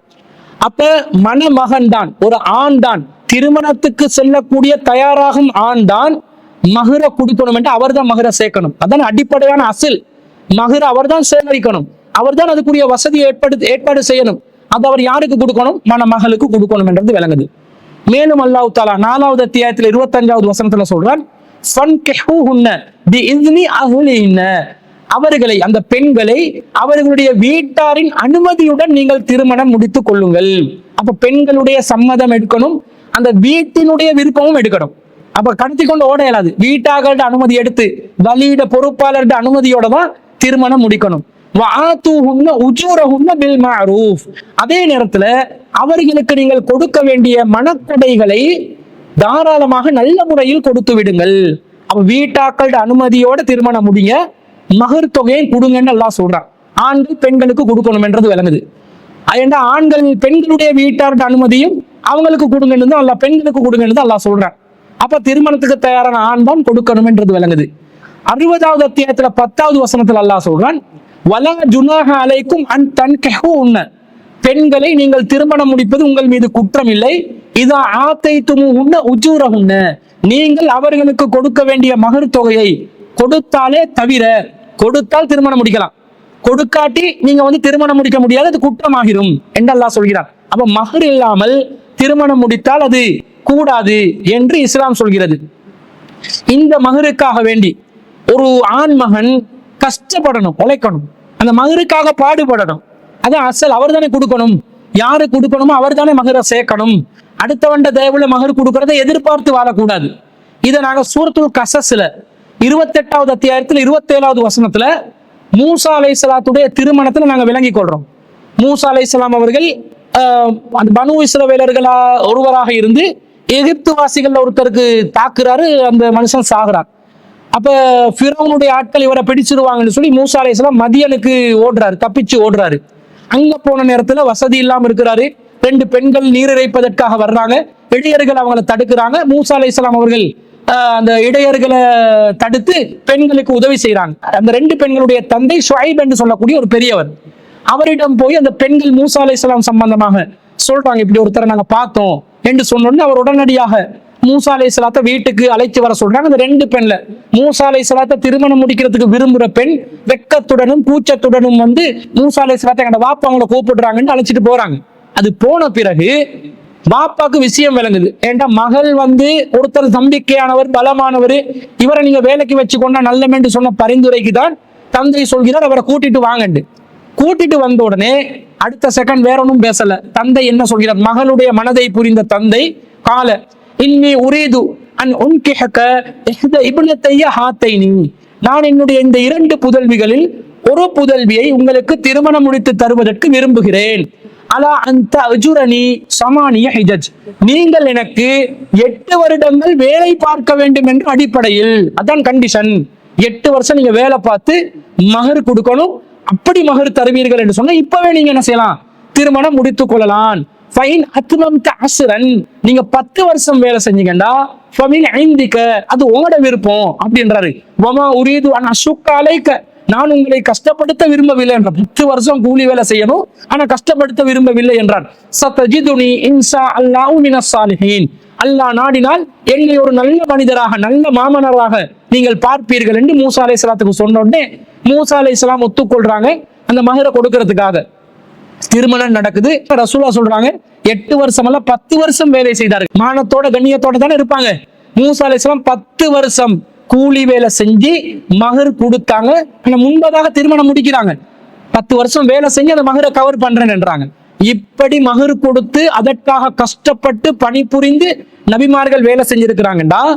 ஒரு மணமகன் திருமணத்துக்கு நுழையும் போது அவர் தான் என்ன செய்யணும்? சொந்த செலவுல மகர் கொடுக்கறதுக்காக வேண்டி முயற்சி செய்ய வேண்டும். ஆனா இந்த மகர் என்றதை நாங்க என்ன நினைக்க கூடாதுண்டா, இந்த மகரை அவர் மட்டுமே தான் கொடுக்கணும், வேற யாரும் ஹெல்ப்பே பண்ணக்கூடாது, ஒரு உதவியே செய்யக்கூடாது என்ற மாதிரி நினைத்து விட கூடாது. மகரை பெண்கள் தீர்மானிக்கணும். அவங்க ஒரு பொற்குவியலை கேட்டாலும் மகரா கொடுக்கலாம். அப்ப யாரை திருமணம் முடிக்க போறோமோ அந்த மணமகளிடம், நான் உங்களை திருமணம் முடிக்க விரும்புறேன், நீங்க எவ்வளவு கேட்டாலும் மகர் தரதான் வேணும், இந்த நிலைமையை கொஞ்சம் பார்த்து கேட்கலாமே என்று ஒரு கோரிக்கை வைக்கலாம். அந்த மணமகள் அவங்களா விரும்பி சரி ஒரு சின்ன அளவுல நீங்க மகரு தந்தா போதும் என்று சொன்னால் சிறிய அளவுல ஒரு மகரை கொடுத்து திருமணத்தை முடித்துக் கொள்ளலாம். ஆனா அந்த பெண் விரும்பிதான் அதை சொல்ல வேண்டும், வற்புறுத்த முடியாது. இந்த செய்திக்கான ஆதாரத்தை நாங்க எங்க பாக்குறோம் என்று சொன்னா, நபி ஸல்லல்லாஹு அலைஹி வஸல்லம் காலத்துல ஒரு பெண்மணி அத்தத்தின் நபிய ஸல்லல்லாஹு அலைஹி வஸல்லம் இம்ராஅத்துன், ஒரு பெண்மணி ரசூலுல்லாஹ்விடம் வருகிறார்கள். இன்னஹா கது வஹபத் நஃப்ஸஹா லில்லாஹி வ லிரசூலில்லாஹி ஸல்லல்லாஹு அலைஹி வஸல்லம், அந்த பெண் தன்னை அல்லாஹ்வுக்கும் அல்லாஹ்வுடைய தூதருக்கும் அன்பளிப்பு செய்ததாக அர்ப்பணித்ததாக கூறினார்கள். அதாவது ரசூலுல்லாஹ் கிட்ட வந்து, அல்லாஹ்வின் தூதரே, நான் என்ன முழுசா உங்களுக்கு அன்பளிப்பு செய்றேன், அப்ப நீங்க என்னைய திருமணம் முடிச்சு கொள்ளலாம், நான் உங்களை திருமணம் முடிக்க விரும்புறேன், நீங்க எனக்கு மகரும் தர வேண்டியதில்லை, அன்பளிப்பு செய்யறாங்கன்னு அதுதான் அர்த்தம், நீங்க எடுத்துக்கோங்க, என்ன எடுத்துக்கொள்ளலாம் அப்படின்றாங்க. அப்ப ரசூல் ஸல்லல்லாஹு அலைஹி வஸல்லம் அந்த பெண்ணை பாக்குறாங்க. ரசூலுல்லாஹ்க்கு வந்து விருப்பம் இல்லை. ஆனா விருப்பம் இல்லாததுக்கு காரணம் என்ன சொல்றாங்கன்னா, மாலி ஃபின் நிசாஇ மின் ஹாஜத்தின், நான் ஏற்கனவே நிறைய திருமணங்களை முடிச்சிட்டேன், இனிமேல் கொண்டு ஒரு பெண்ணை திருமணம் முடித்துக் கொள்வதற்கு எனக்கு விருப்பம் இல்லை அப்படின்றாங்க. அப்ப பக்கத்துல இருந்த ஒரு நபித்தோழர், ஃபகால ரஜுலன், ஒரு பக்கத்துல இருந்த நபித்தோழர் சொல்ற, ஜவ்விஜ்னிஹா, அல்லாஹ்வின் தூதரே எனக்கு திருமணம் முடிச்சு கொடுங்க அப்படின்றாங்க. அப்ப ரசூலுல்லாஹ் சொல்றாங்க, அதிஹா சௌபன், அப்படியா, இப்ப எனக்கு தான் அவங்க அன்பளிப்பு, உங்களுக்கு அன்பளிப்பு இல்ல, நீங்க மகர் கொடுக்கணும், அதனால அதிஹா சௌபன், அவங்களுக்கு ஒரு Dress மகரா கொடுக்குறீங்களா என்று அந்த பெண் சார்பா ரசூலுல்லாஹ் மகர் பேசுறாங்க. ஏன்னா அந்த பெண் தானே ரசூலுல்லாஹ்க்கு தன்னை அன்பளிப்பு செய்ததா சொல்லிட்டாங்க.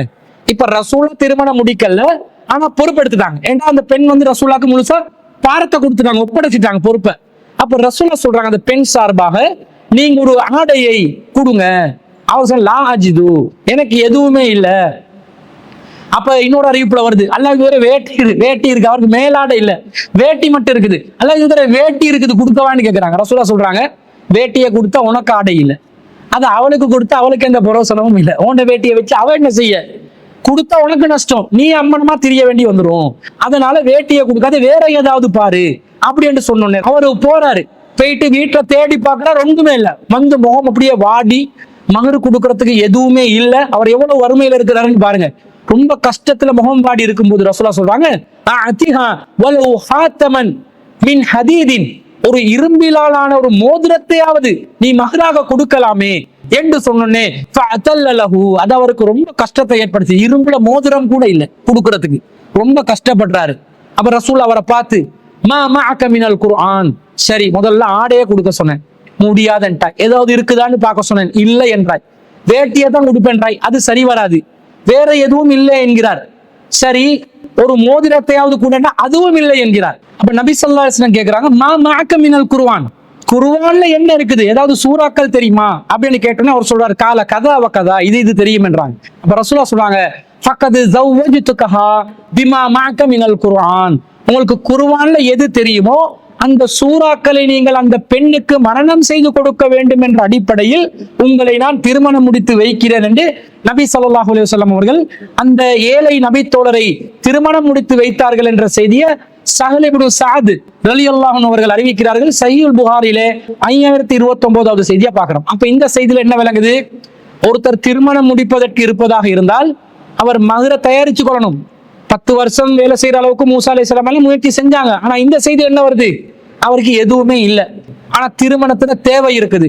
இந்த நேரத்துல அல்லாஹ்வின் தூதர் ஸல்லல்லாஹு அலைஹி வஸல்லம் அவர்கள் ஒரு ஜமாத் தலைவராக இருந்து இவருக்கு மகர் கொடுக்கிறதுக்கு வசதி இல்லாத நிலையை கருத்துல கொண்டு குறித்த பெண்மணி அந்த பொறுப்பை ஜமாத் தலைவர் என்ற வகையில், அல்லாஹ்வின் தூதர் என்ற வகையில் ரசூல் ஸல்லல்லாஹு அலைஹி வஸல்லம் அவர்களுக்கு ஒப்படைத்த காரணத்தினால் ரசூல் இவருக்கு மகருக்கு லேசுபடுத்துறாங்க, ஒரு ஆடையை கொடுக்க சொல்றாங்க.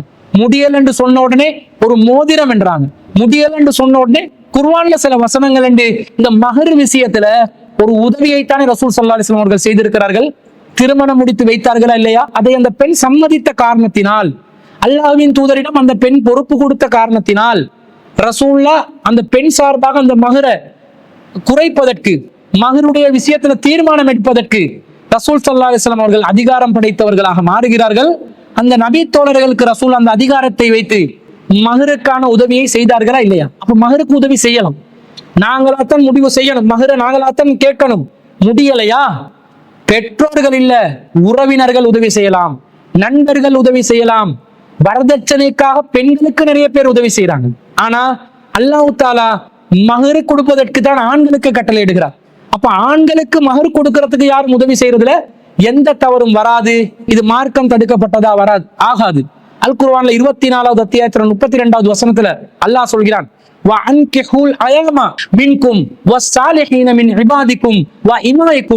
உங்களில் வாழ்க்கை துணை அற்றவர்களுக்கும் நல்லோரான உங்களில் ஆண் அடிமைகளுக்கும் பெண் அடிமைகளுக்கும் திருமணம் செய்து வையுங்கள் என்று அல்லாஹ் சொல்கிறான். இப்ப வசதி உள்ளவர்கள் என்ன பண்ணணும்? ஆண் அடிமைகள் இருப்பார்கள், பெண் அடிமைகள் இருப்பார்கள், நல்லவர்களாக இருப்பார்கள்.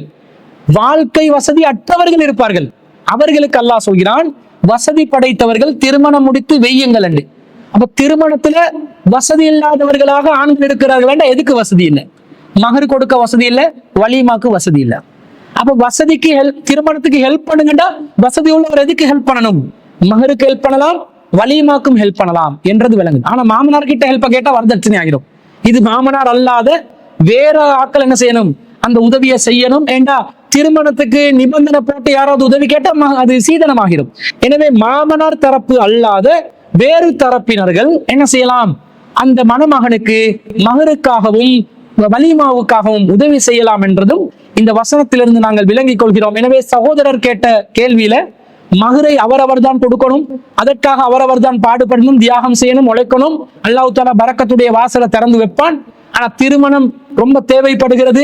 இத காலத்தை தாமதித்தால் விபச்சாரத்துக்கு சென்று விடுவோம் என்ற அச்சமான சூழ்நிலையில ஒரு ஏழை இளைஞன் இருப்பார் என்றால், வசதியற்ற நிலையில் இருப்பார் என்றால், அவருக்கு வசதி படைத்தவர்கள், ஜமாத்தில் அதிகாரம் படைத்த தலைவர்கள் முன் வந்து மகருக்கும் உதவி செய்யலாம், வலிமாவுக்கும் உதவி செய்யலாம் என்பது இந்த செய்திகளிலிருந்து நாங்கள் விளங்கிக் கொள்கிறோம். எனவே அன்பிற்குரிய சகோதரர்களே, நீங்கள் கேட்ட முக்கியமான கேள்விகளை தெரிவு செய்து நாங்கள் இந்த வாரத்தில் சிடிஜேயின் உங்கள் கேள்வி நேரம் நிகழ்ச்சியூடாக பதிலளித்திருக்கணும். இன்னும் பல கேள்விகள் வந்திருக்கின்றன. இன்ஷா அல்லாஹ் அடுத்தடுத்த வாரங்களில் அந்த கேள்விகளுக்கான பதில்களை தருவதற்கு நாங்கள் தயாராக இருக்கிறோம் என்பதை கூறிக்கொண்டு, திரையில் தென்படக்கூடிய வாட்ஸ்அப் இலக்கம் நோட் 7641542545 என்ற வாட்ஸ்அப் இலக்கத்திற்கு உங்களுடைய கேள்விகளை தெளிவான முறையில் எழுதி அனுப்புமாறு கேட்டுக்கொள்கிறோம். எழுதுவதற்கு முடியாத நிலையில் உள்ளவர்கள் மாத்திரம் வாட்ஸ்அப்பில் ஆடியோ பதிவாக, ஆடியோ நோட்டாகவும் மிக தெளிவாக உங்களுடைய கேள்விகளை கேட்டுக்குமாறு கூறிக்கொண்டு, இந்த வாரத்திற்கான கேள்விகளுக்கான பதில்களை அளித்து முடித்து விட்டோம் என்ற வகையில் இந்த வாரத்தின் நிகழ்ச்சியை நாங்கள் நிறைவு செய்து கொள்கிறோம். வஆகிரு தஅவானா அனில் ஹம்துலில்லாஹி ரப்பில் ஆலமீன்.